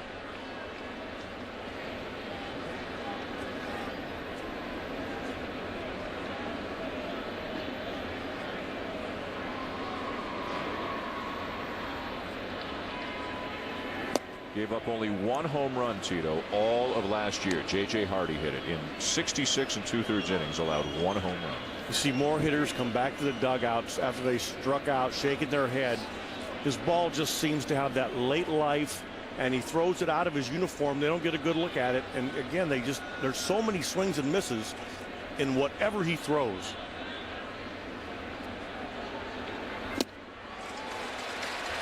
Well, what do you see?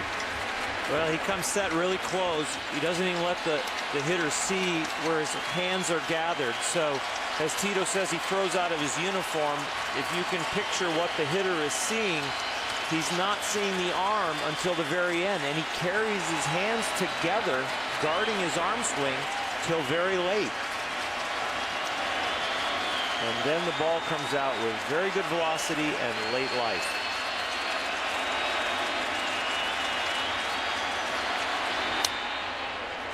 Fly ball to right field, not deep. Inning over. Robertson cleans up the mess. 7th inning stretch, still 8-5 Yankees. I'm a totally different man. I lost 105 pounds. 97 pounds. 180 pounds. Just get up and walk. You want to change your life? Then you need to step up to the X9 from Nordic Track. What makes the X9 the best calorie burning machine on the planet? Incline. Going up. Now you're burning twice the calories. You want more? Take it all the way to 40% incline for 5 times the calorie burn. The X9 is the fastest way ever to lose weight. And all you have to do is walk. Plus, the X9 comes with iFit, powered by Google Maps, so you can work out anywhere. Burn fat jogging on the beaches of Fiji. Shed pounds hiking the Swiss Alps. With iFit, the X9 automatically adjusts, so your workout follows the terrain. You can most definitely shed calories and burn fat.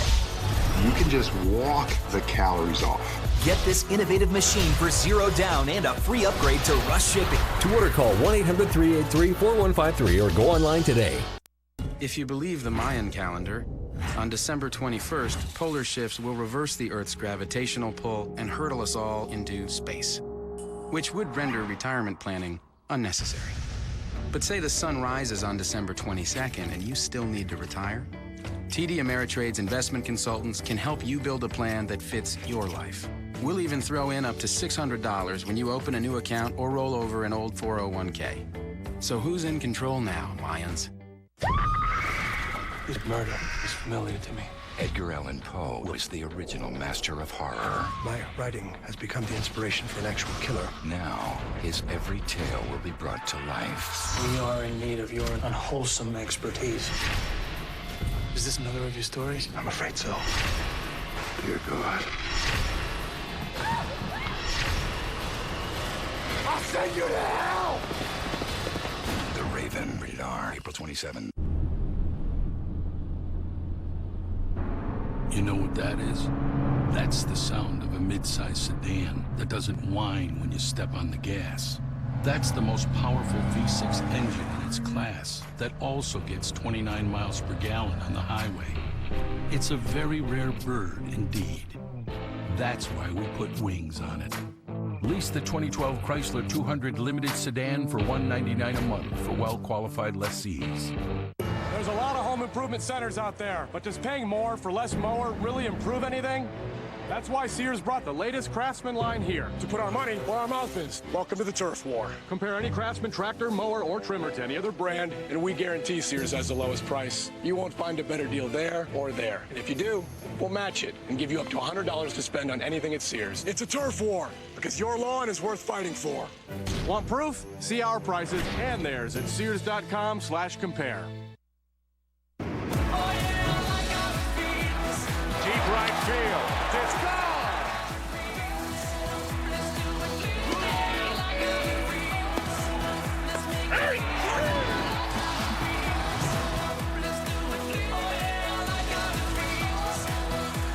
Sunday Night Baseball on ESPN from the Bronx. Dan Shulman, Oral Hershiser, Terry Francona, Buster Olney. 8-5. Yankees over the Angels.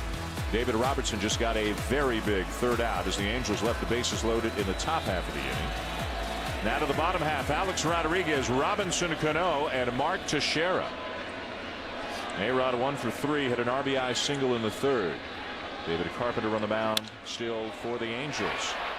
Ibar, strong throw to get him, one down.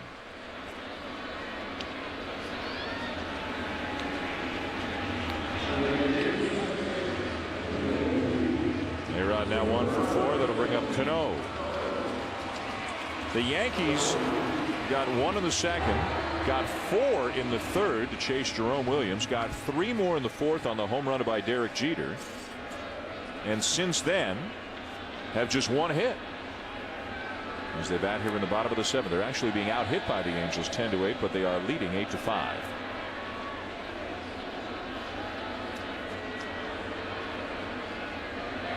Cano, if you weren't with us off the top of the show when he did an interview just before the game with Buster Olney, Robinson Cano named for Jackie Robinson. It's of course Jackie Robinson Day around baseball. Cano wearing 42 tonight like everybody, but generally wears 24. 42 taken here by Mariano Rivera, the last player allowed to wear the number all the time.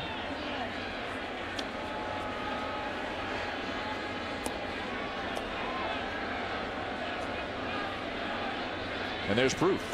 The jersey says 42, the wristbands say 24.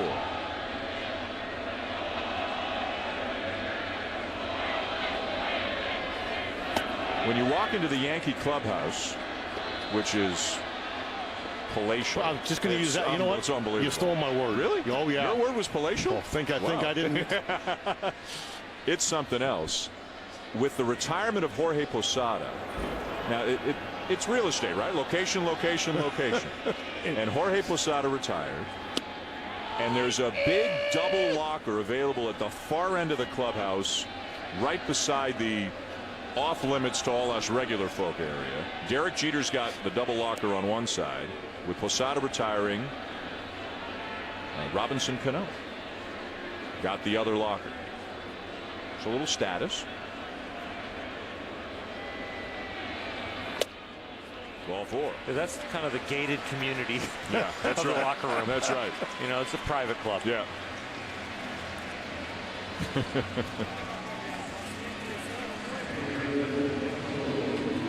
And assuming they sign him, we started to talk about that a little bit earlier. Assuming they sign him, and he's got an option, or they've got an option on him for next season.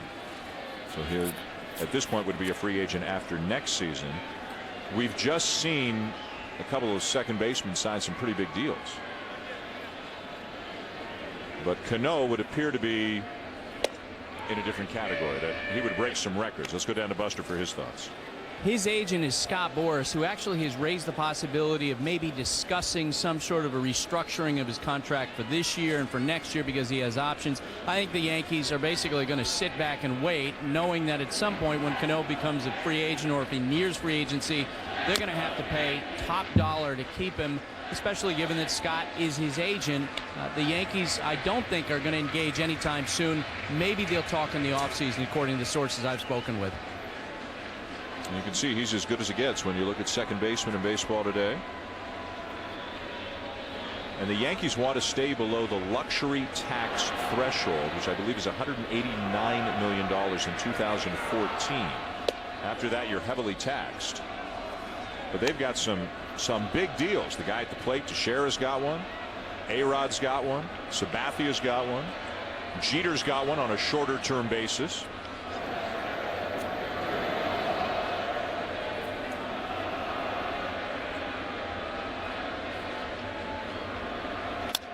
Rip foul. And if you look in the dictionary under Scott Boras, it doesn't say hometown discount.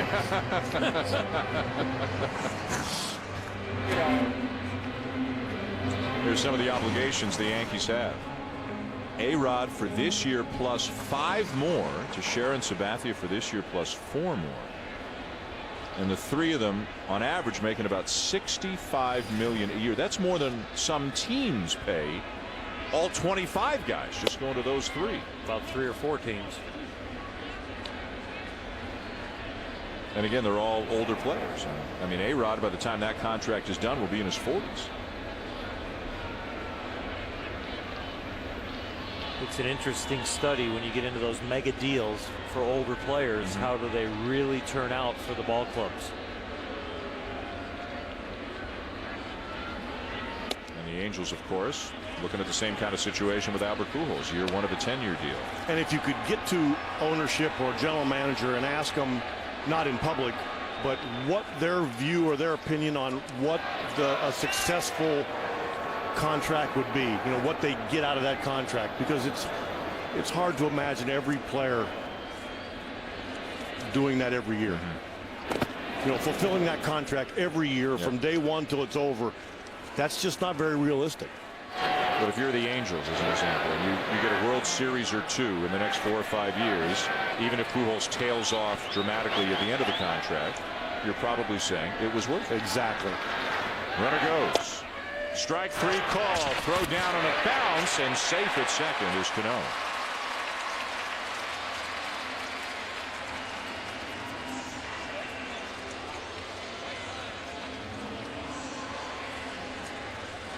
And Teixeira doesn't believe it.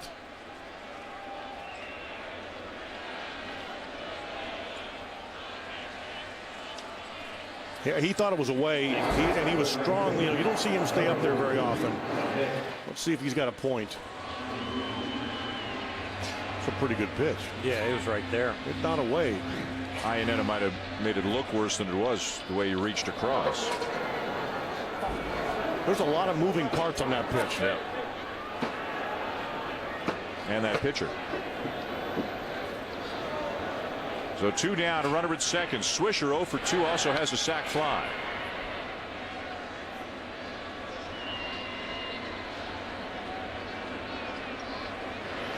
Ooh. That was nasty.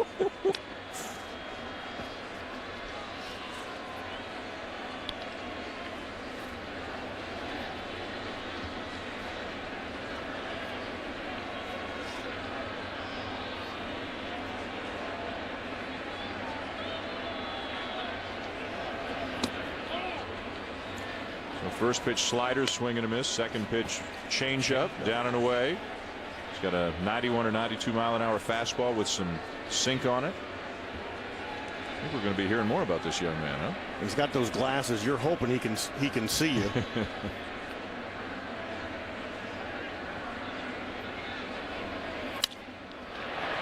the middle and through for a base hit. Cano in to score. RBI single, Swisher, 9-5 Yankees.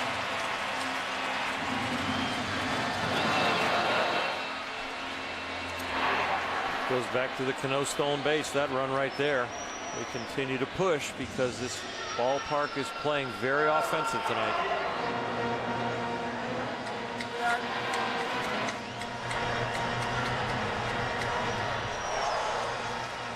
Jason Isringhausen on his way in for the Angels.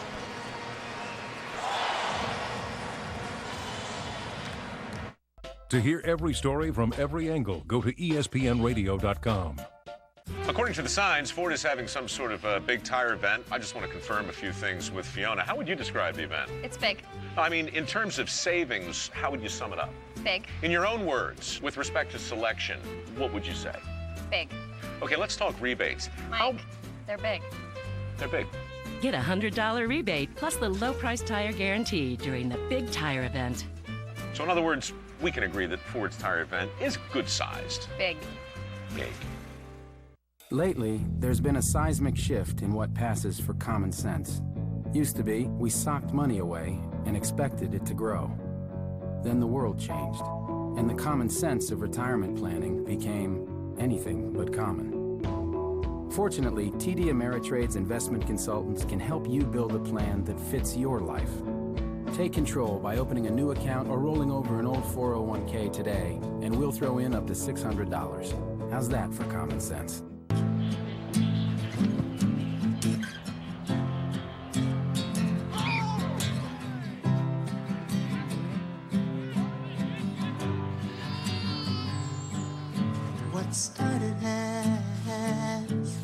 Every day, millions of people choose to do the right thing. There's an insurance company that does that too. Liberty Mutual Insurance. Responsibility. What's your policy?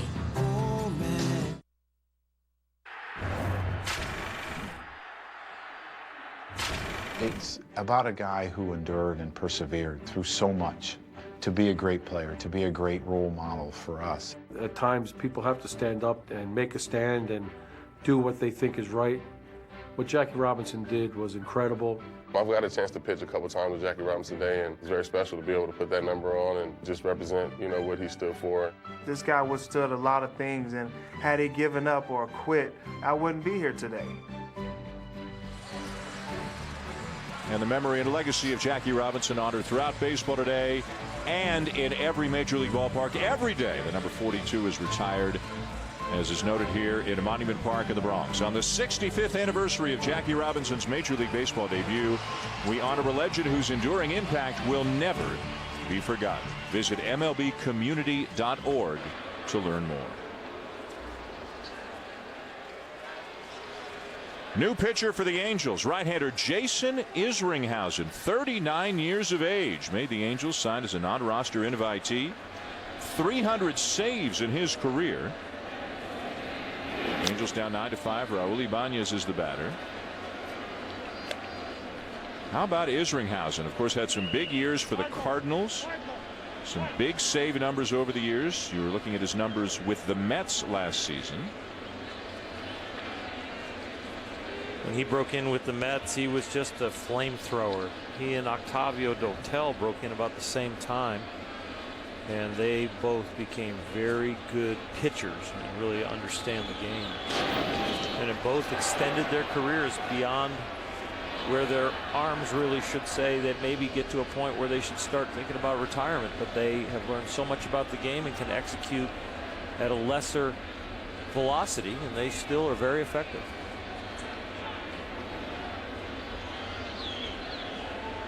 Swisher at first after the RBI single, 2 down.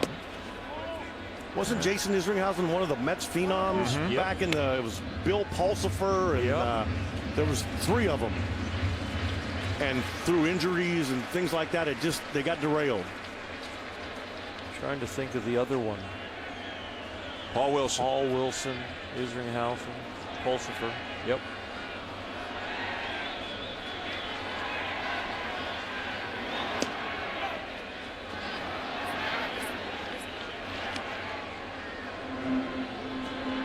I guess, Earl, you pitched into your 40s. You just, once you got the bug, you got the bug. Huh? You just want to keep going until they make you take the uniform off? Yeah, when I broke into the big leagues, old was 34, 35, and knew ways to take care of yourself, the off-season regimen, the physical therapists came into the game, weightlifting came into the game, and there was a way then to, if you dedicated yourself, to extend your career. A towering drive to right field. Upper deck home run, Ibanez.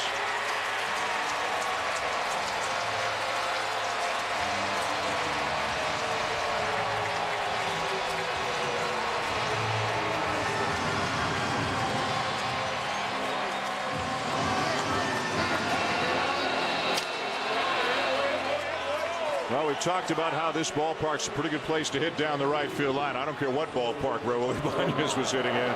That ball was hit a ton. If that upper deck wasn't there, we could have picked that ball up on the way home. 11-5.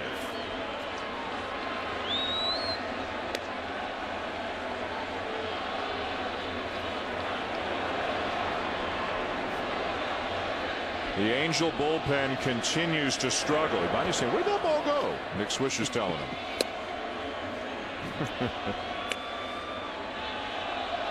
You can't accuse Swish of being tight. What'd you call him for the game? Human bobblehead? Yeah. He's always bouncing.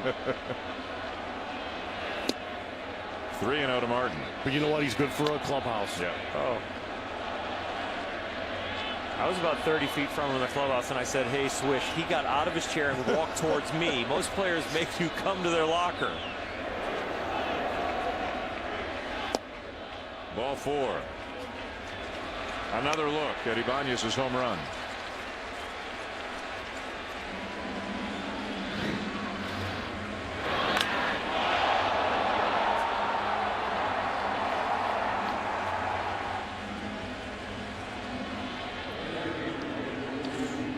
And Torrey Hunter, the right fielder. Wow. That says it all. Sorry, Torrey. Oh, jeez.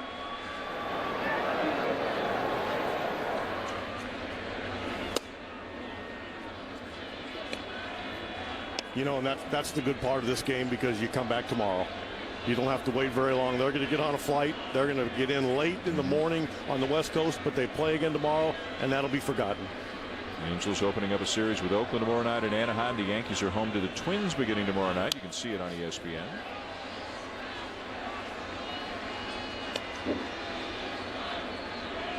So Jeter with a 3-run homer. He's got a double as well tonight. Raul Ibanez has driven in 3. 1 on a base hit, 2 on that home run. Swisher's got a couple of RBIs.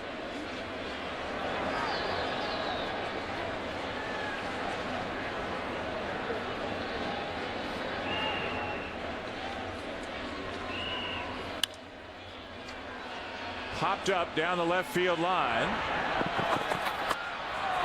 And the catch made by Abreu over near the tarp to record the 3rd out. The Yankees, though, pile on. 3 more runs, and 2 of them in impressive fashion off the bat of Raul Ibanez with his 2nd home run of the season. 11-5 Yankees at the end of 7 here in the Bronx.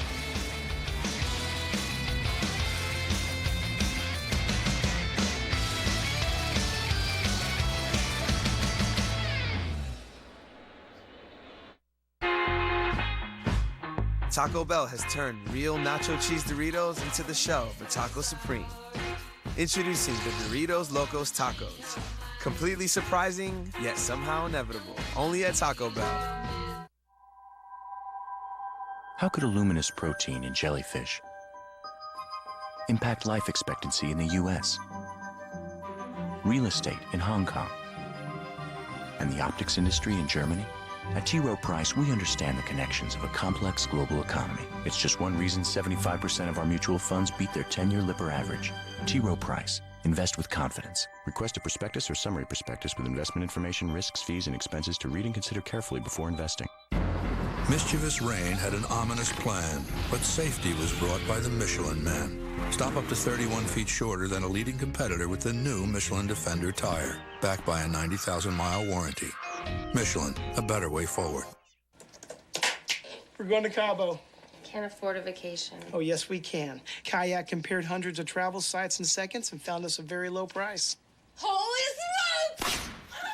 Kayak has all the best deals.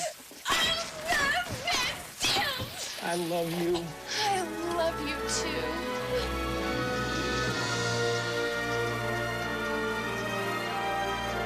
Compare hundreds of travel sites at once. Kayak. Search one and done. Before Ellsbury, before Kemp, before Ichiro, Moe, and Thomas, before Gwynn, before Ozzie, before Murray and Carew, before Frank, before Ernie, before Aaron and Mays, there was Jackie.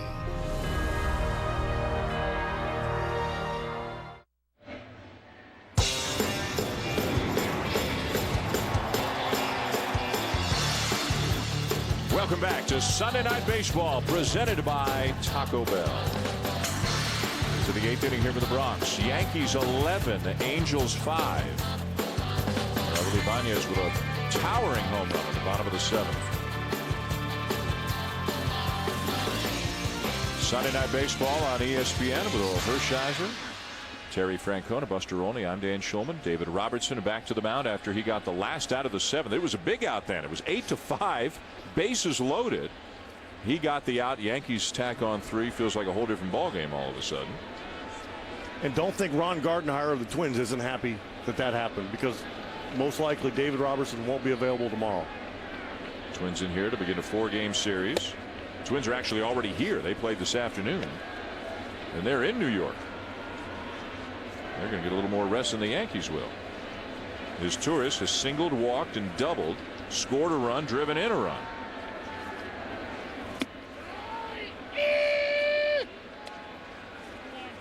Now what Ron Gardenhire really wants is for the Angels to get a few more, so Rivera has to come out and pitch the 9th. He wants to go extra innings, go about 30 innings. Wear him out.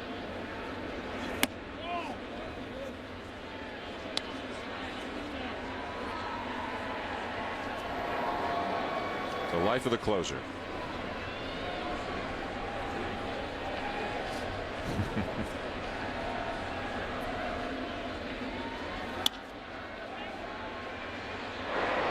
That's going to drop for a base hit. Granderson's first step was back, and it's a little looper for a base hit for his tourists.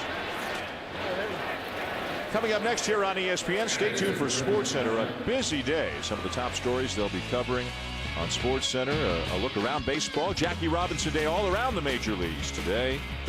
In the Stanley Cup playoffs, the Battle of Pennsylvania. How about the Flyers? They're up 3-0 on the Penguins right now. Another high-scoring game. And the Lakers win again. Without Kobe, beat Dallas in overtime.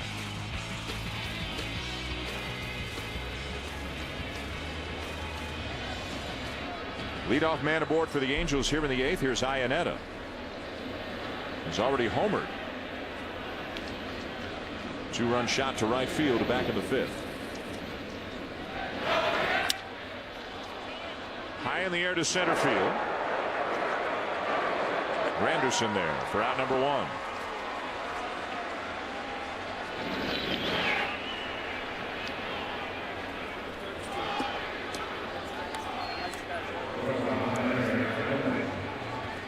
You can tell he played. Unfortunately, all that dirt means he got thrown out trying to steal second back in the 6th inning. So it's not like he can even say, I got dirty for a reason. 1 out in the 8th inning. Back to the top of the order for Ibar. 1 for 3 with a walk.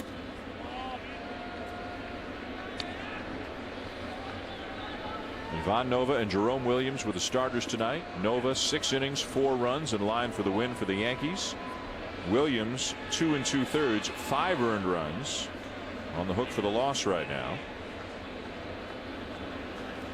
The Angel bullpen has given up 6 more runs. 3 by Takahashi, 2 by Carpenter, who deserved a better fate, 1 by Isringhausen.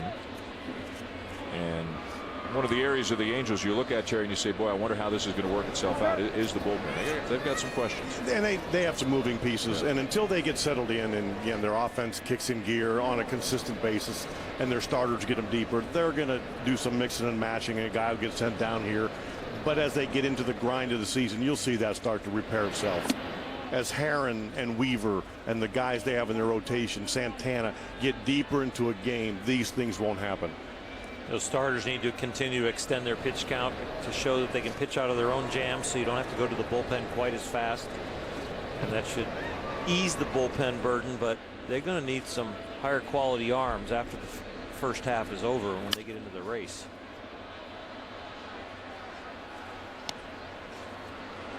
I mean, you got to believe from what they did this winter, they're all in. Yep. And they got an owner in Artie Moreno. They'll go do something. You can't have a team with this amount of expectations and have a bullpen that's going to get beat up this much. You get Albert, you pick up C.J. Wilson right there. You spend a lot of money to bring those guys on board. You picked up the Vernon Wells contract.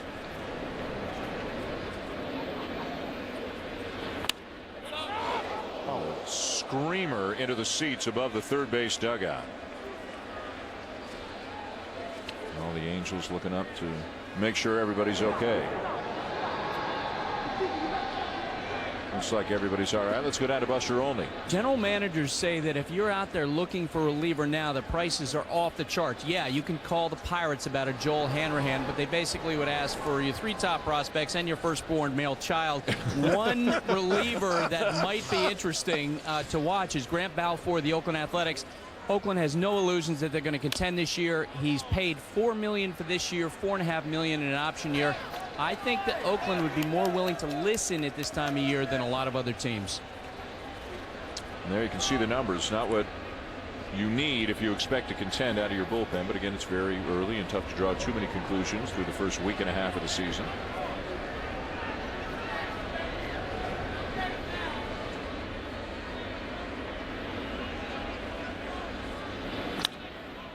Popped up. Jeter back to make the catch for out number 2.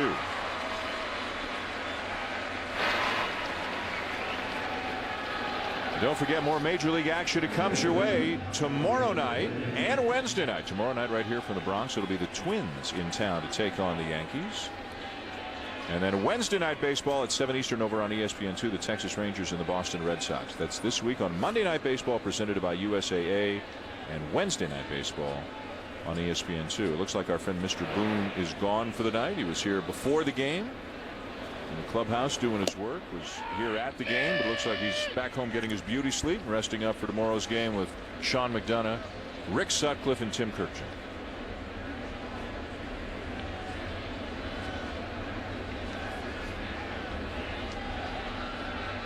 Kendricks had a big night.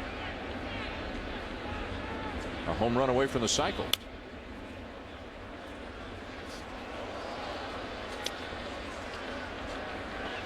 Tomorrow night, 7 Eastern here on ESPN. Carl Pavano back in New York. That should be interesting. Freddie Garcia scheduled to get the start for the Yankees.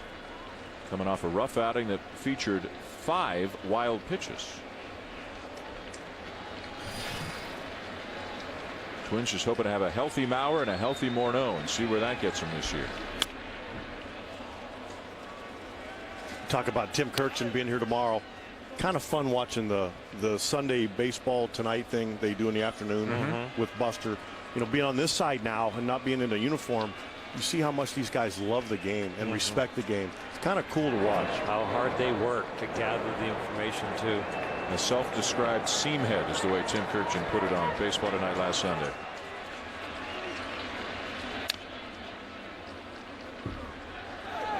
As that show along with Buster Olney and Jason Stark. And you can just tell watching them how much they love the game.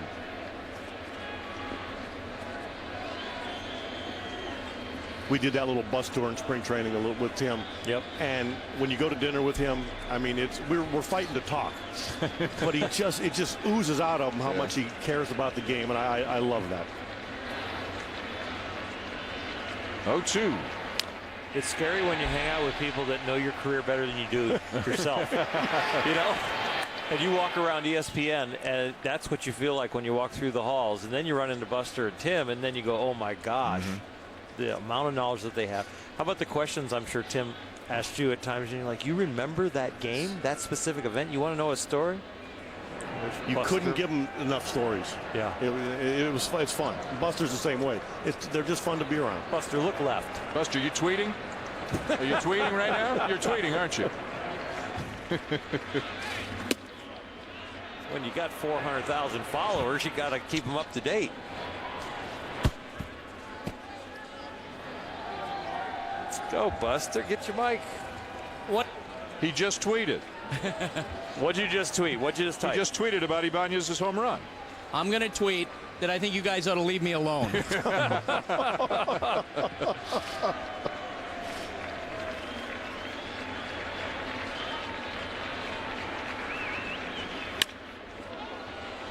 Down the right field line, slicing, foul. Boy, Howie Kendrick did not miss hitting for the cycle by much. And Chris Iannetta hit almost that identical ball yesterday that was about 2 feet left for a 2-run homer.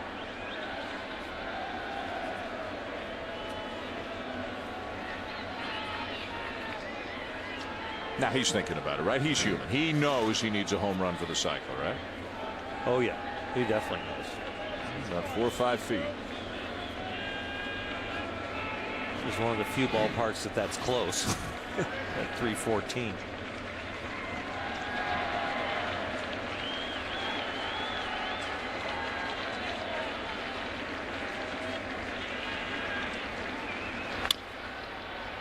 Weekly hit toward third, charged by A-Rod, throw to first in time.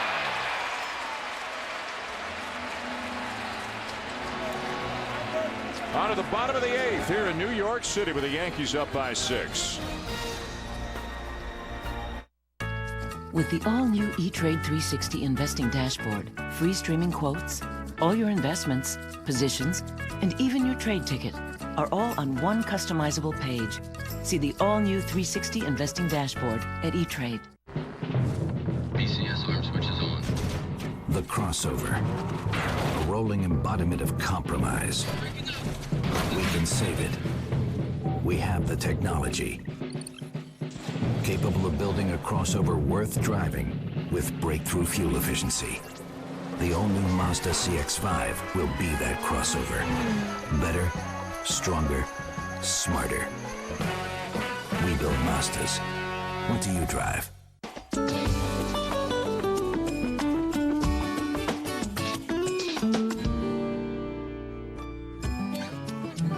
Sharing. Pass it on.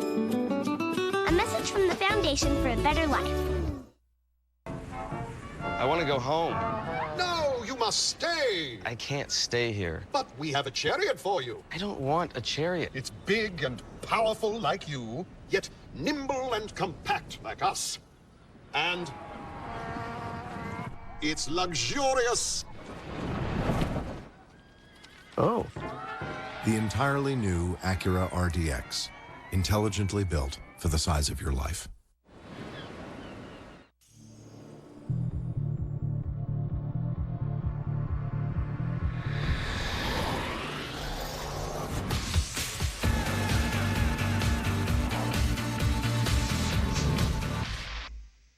ESPN Fantasy Baseball. Sign up for free at ESPN.com.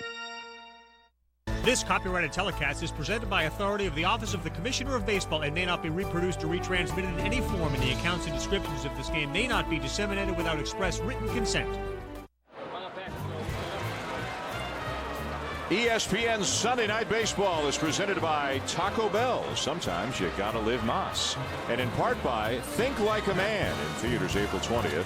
And by the all-new Mazda CX-5 with 35 highway miles per gallon. Look at Times Square. Always bustling. We're up here in the Bronx right now, but the Yankees lead the Angels 11-5 as we go to the bottom of the 8th inning. Yankee home runs tonight for Derek Jeter and Raul Ibanez. Mark Trumbo and Chris Iannetta have homered for the Angels. Yankees looking to take 2 out of 3 in the series. Jeter with a swing of the ball off Isringhausen. Ibar behind the bag at second will get him for out number 1.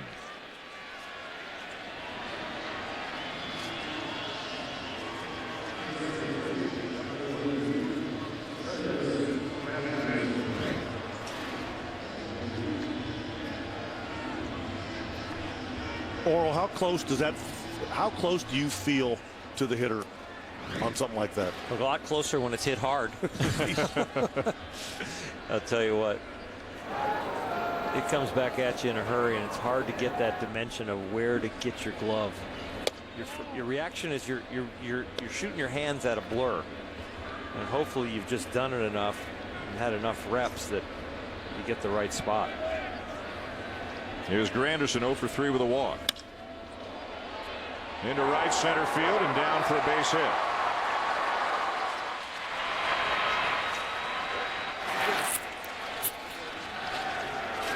That'll bring up Alex Rodriguez, who homered on Friday, his first home run of the season, 630th home run of his career.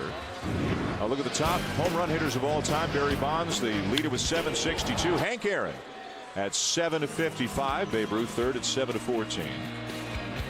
Willie Mays at 660, and now in a tie for fifth, Ken Griffey Jr. and Alex Rodriguez.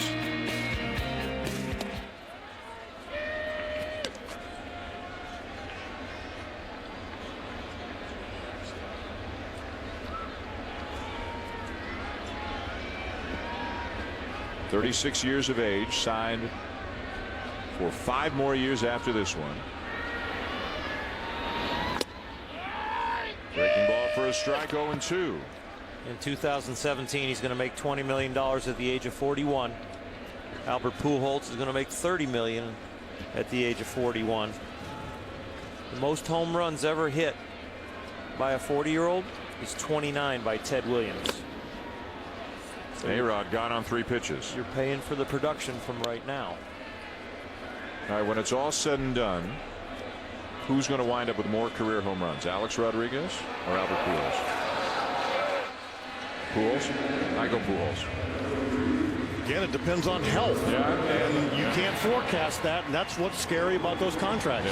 Yeah. A-Rod, maybe I'll rethink this. A-Rod's 185 ahead of him, I think, right now. I'm going to take Alex just because I'd rather have the lead. Yeah. And I'll have the leader in the clubhouse at some point, probably, too. But yeah, that's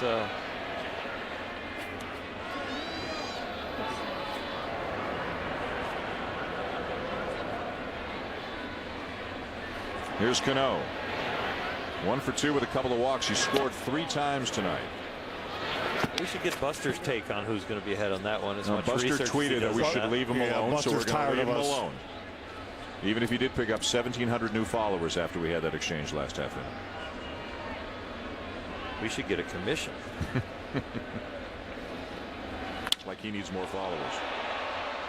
To left field over the head of Abreu, and it'll skip up into the seats. Raul double. Granderson will be held at third. You know, I know we don't sit up here and root for teams, but that's just a flat-out gorgeous swing. It is. I mean, just if you like baseball, watching that swing is beautiful. It's relaxed, it's quick, it's powerful. It's just, he's everything you just said, relaxed, comfortable, and then he lets it fly. Yeah.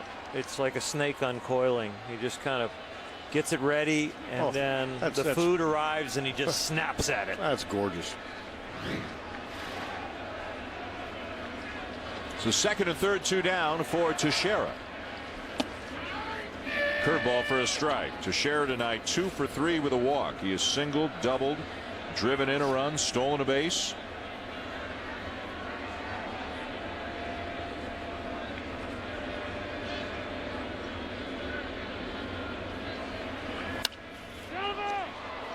Knocked down, playing first, got him. Good play on both ends by Pujols and Isringhausen to end the inning. The Yankees will leave a couple of men on, and we will go to the 9th inning.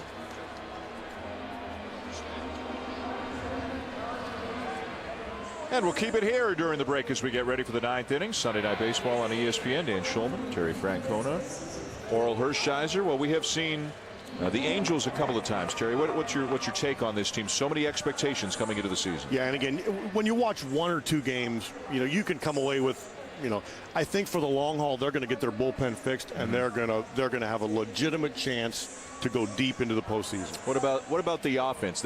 Again, the roles are still being defined a little bit for the Angels. So right they now. got to get on at the top of the order. Then you got to get Kendry Morales going. You got to get Howie Kendrick going, and then Albert's got to get into his routine. And they're going to hope to get production out of Torrey Hunter and Vernon Wells. It could be a very deep, long, good offensive club, but they just haven't hit their stride yet. And for the Yankees, Joe Girardi said to us before the game when we asked him about the offense, small sample size, everything's going to be fine, and they're starting to break out tonight. I mean, they've had a big night. Yeah, and again, it's a long year, and they've got guys with pedigree.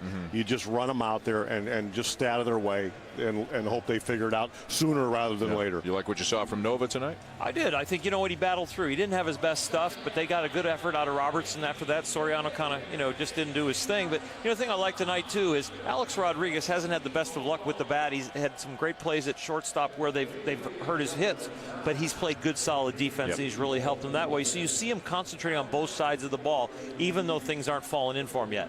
Yankees started the season 0-3. Remember, swept by Tampa Bay to begin the season. If they win tonight, they'll go to 5-4. So they will have won 5 of their last 6 games since that season opening series. Tomorrow night, they open a series here in the Bronx against the Minnesota Twins, a game we told you about earlier, a game that you can see here on ESPN. Then they will go to Fenway Park. We'll be there a week from tonight.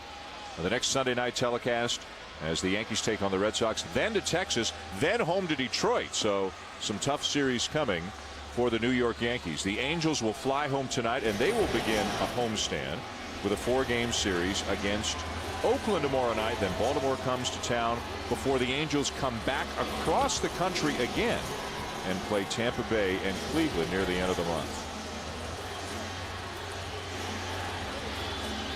Left-hander Boone Logan is on to try to finish it up for the Yankees. And a great job tonight by Robertson. If the final score remains the same, you may look at it and say, well, didn't really mean much in the grand scheme of things. But Robertson got the single biggest out of this game. 8-5, 7th inning, bases loaded, and he got Trumbo to hit a fly ball. Then the Yankees extended the lead in the bottom of the 7th. Now Logan on in the 9th. Pujols to lead it off. 1 for 4, had an RBI single his last time up. It's 11-5, but I'd still pay to watch this guy hit right here, even with the score out of balance. He's so much fun to watch him in the batter's box. And this is a chance for him actually to hit a home run because they're going to attack him. You're not going to pitch around him in a situation like this. It was really interesting to listen to Mike Scioscia talk about what he's seen in Albert since he's been here, watching a superstar player, one of the best players of all time, and the way he takes batting practice and approaches everything with such a seriousness.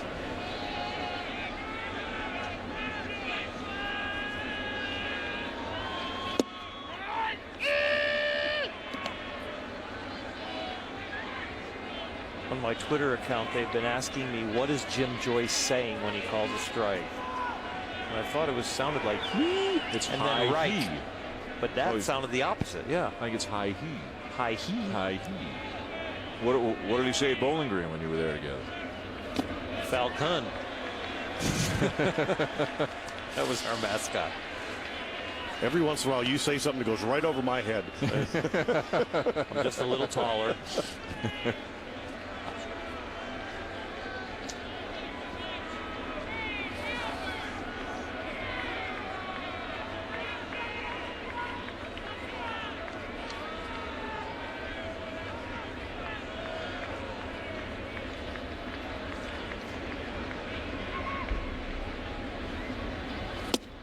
Big swing and a miss. Logan strikes out Pujols.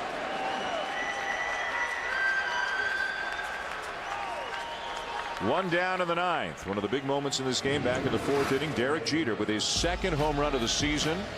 And in typical Jeter fashion, he went the other way. 3-run home run into the seats and right.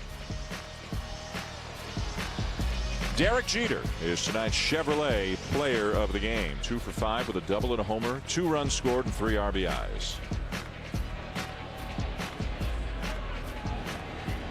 Torrey Hunter the batter. 0 for 4, 3 strikeouts. You doing baseball tonight tomorrow? I sure am. I'm looking forward to it. You doing nothing tomorrow? I'm doing nothing tomorrow. But I'm going to stay on the East Coast and hang out in Boston area. Baseball tonight on Friday. Our game on Sunday next week in Boston. How about if Orel and I text you during commercial breaks of baseball tonight? Would that be helpful to you? Somehow I have a feeling that that's going to happen regardless of what my answer is. We're here for you. Are you trying to tell me that when you're gone doing the NBA games, you're not appreciating my helpful text?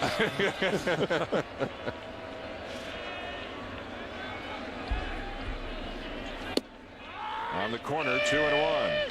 Sports Center next here on ESPN. A look around a busy day in baseball. Jackie Robinson Day. Around the major leagues, the Heat beat the Knicks, the Lakers beat the Mavericks, the Flyers beat the Penguins. Sign him up. Maybe a future ESPN employee. Out of play. You know, Boone Logan came up as a young left-hander with the Chicago White Sox, and he was strictly a situational left-hander. As he's grown and he's learned the league and himself, he's a guy now that you can bring in for a full inning, and he's become very valuable.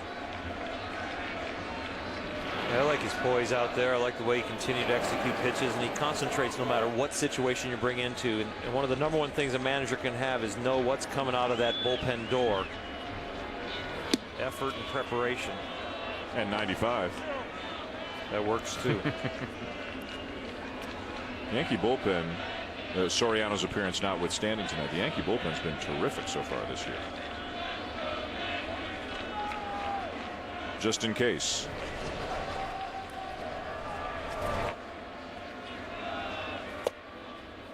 Ball 4.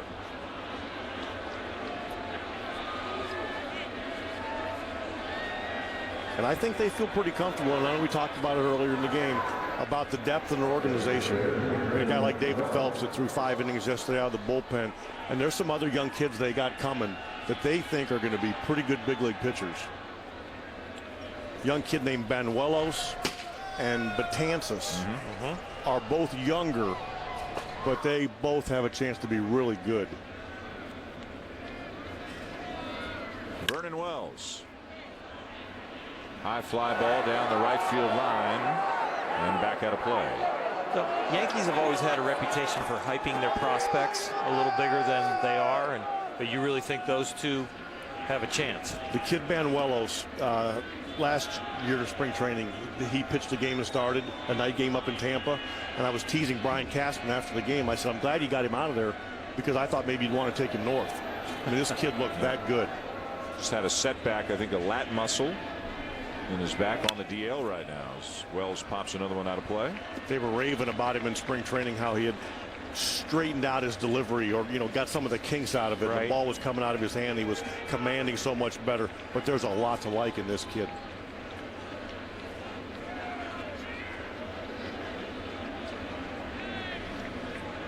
(11-5) the Yankees. They got 3 in the bottom of the 7th to extend the lead. The Angels were down 8-1, got back with an 8-5, made a game of it. Wells with a swing and a miss. 2 down here in the 9th. It seems to me, as Brian Cashman has earned more trust or got more yank in this organization, they haven't gone out and done the reactionary moves. He's been more of a caretaker of the organization, and it's actually really helped him. Angels down to their last out. Bobby Abreu's the batter. 0 for 3 with a walk tonight.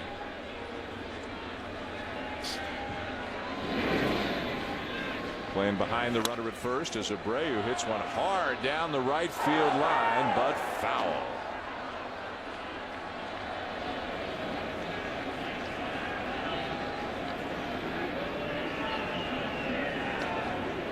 I don't see Bobby Abreu do that too much anymore. That was in his younger days. He's off a lefty now, and you can see the way they're playing him. He is definitely thinking hit the ball to left center field, but not on that swing.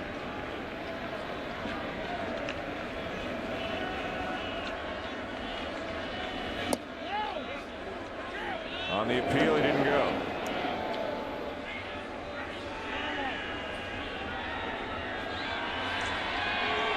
As we come to a close of the first full week in the majors, we got some good stories developing. Teams like the Dodgers playing very well. The Tigers off to a very good start. Nationals lost today, but They're playing very well in spite of some injuries. There's a strike, 1-2. Matt Kemp is hitting .487 with 6 home runs. Wow. Maybe like 16 RBIs. The Mets lost today, but they're still 6-3. The Cardinals are playing well.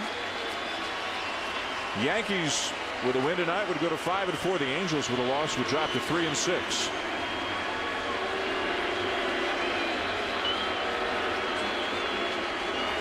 One-two. Breaking ball in the dirt. And we've seen the Angels now a few times. We've seen Texas. And the difference between the two teams really so far is the bullpens. I mean, this Texas bullpen's got some power arms. They've got a lot of solutions. And Mike Scioscia's still looking for his. And it may take them a while.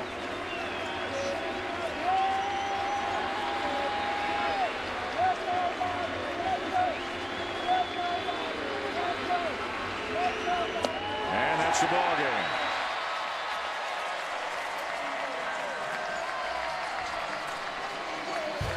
The Yankees take 2 out of 3. Nova gets the win. Jeter homers. Ibanez homers, and the Yankees erupt today 11-5, beating the Angels tonight here on Sunday Night Baseball. Stay tuned for Sports Center next on ESPN. This has been a presentation of ESPN, the worldwide leader in sports. For Oral, Terry, and Buster, I'm Dan Shulman saying thanks for watching and so long from New York.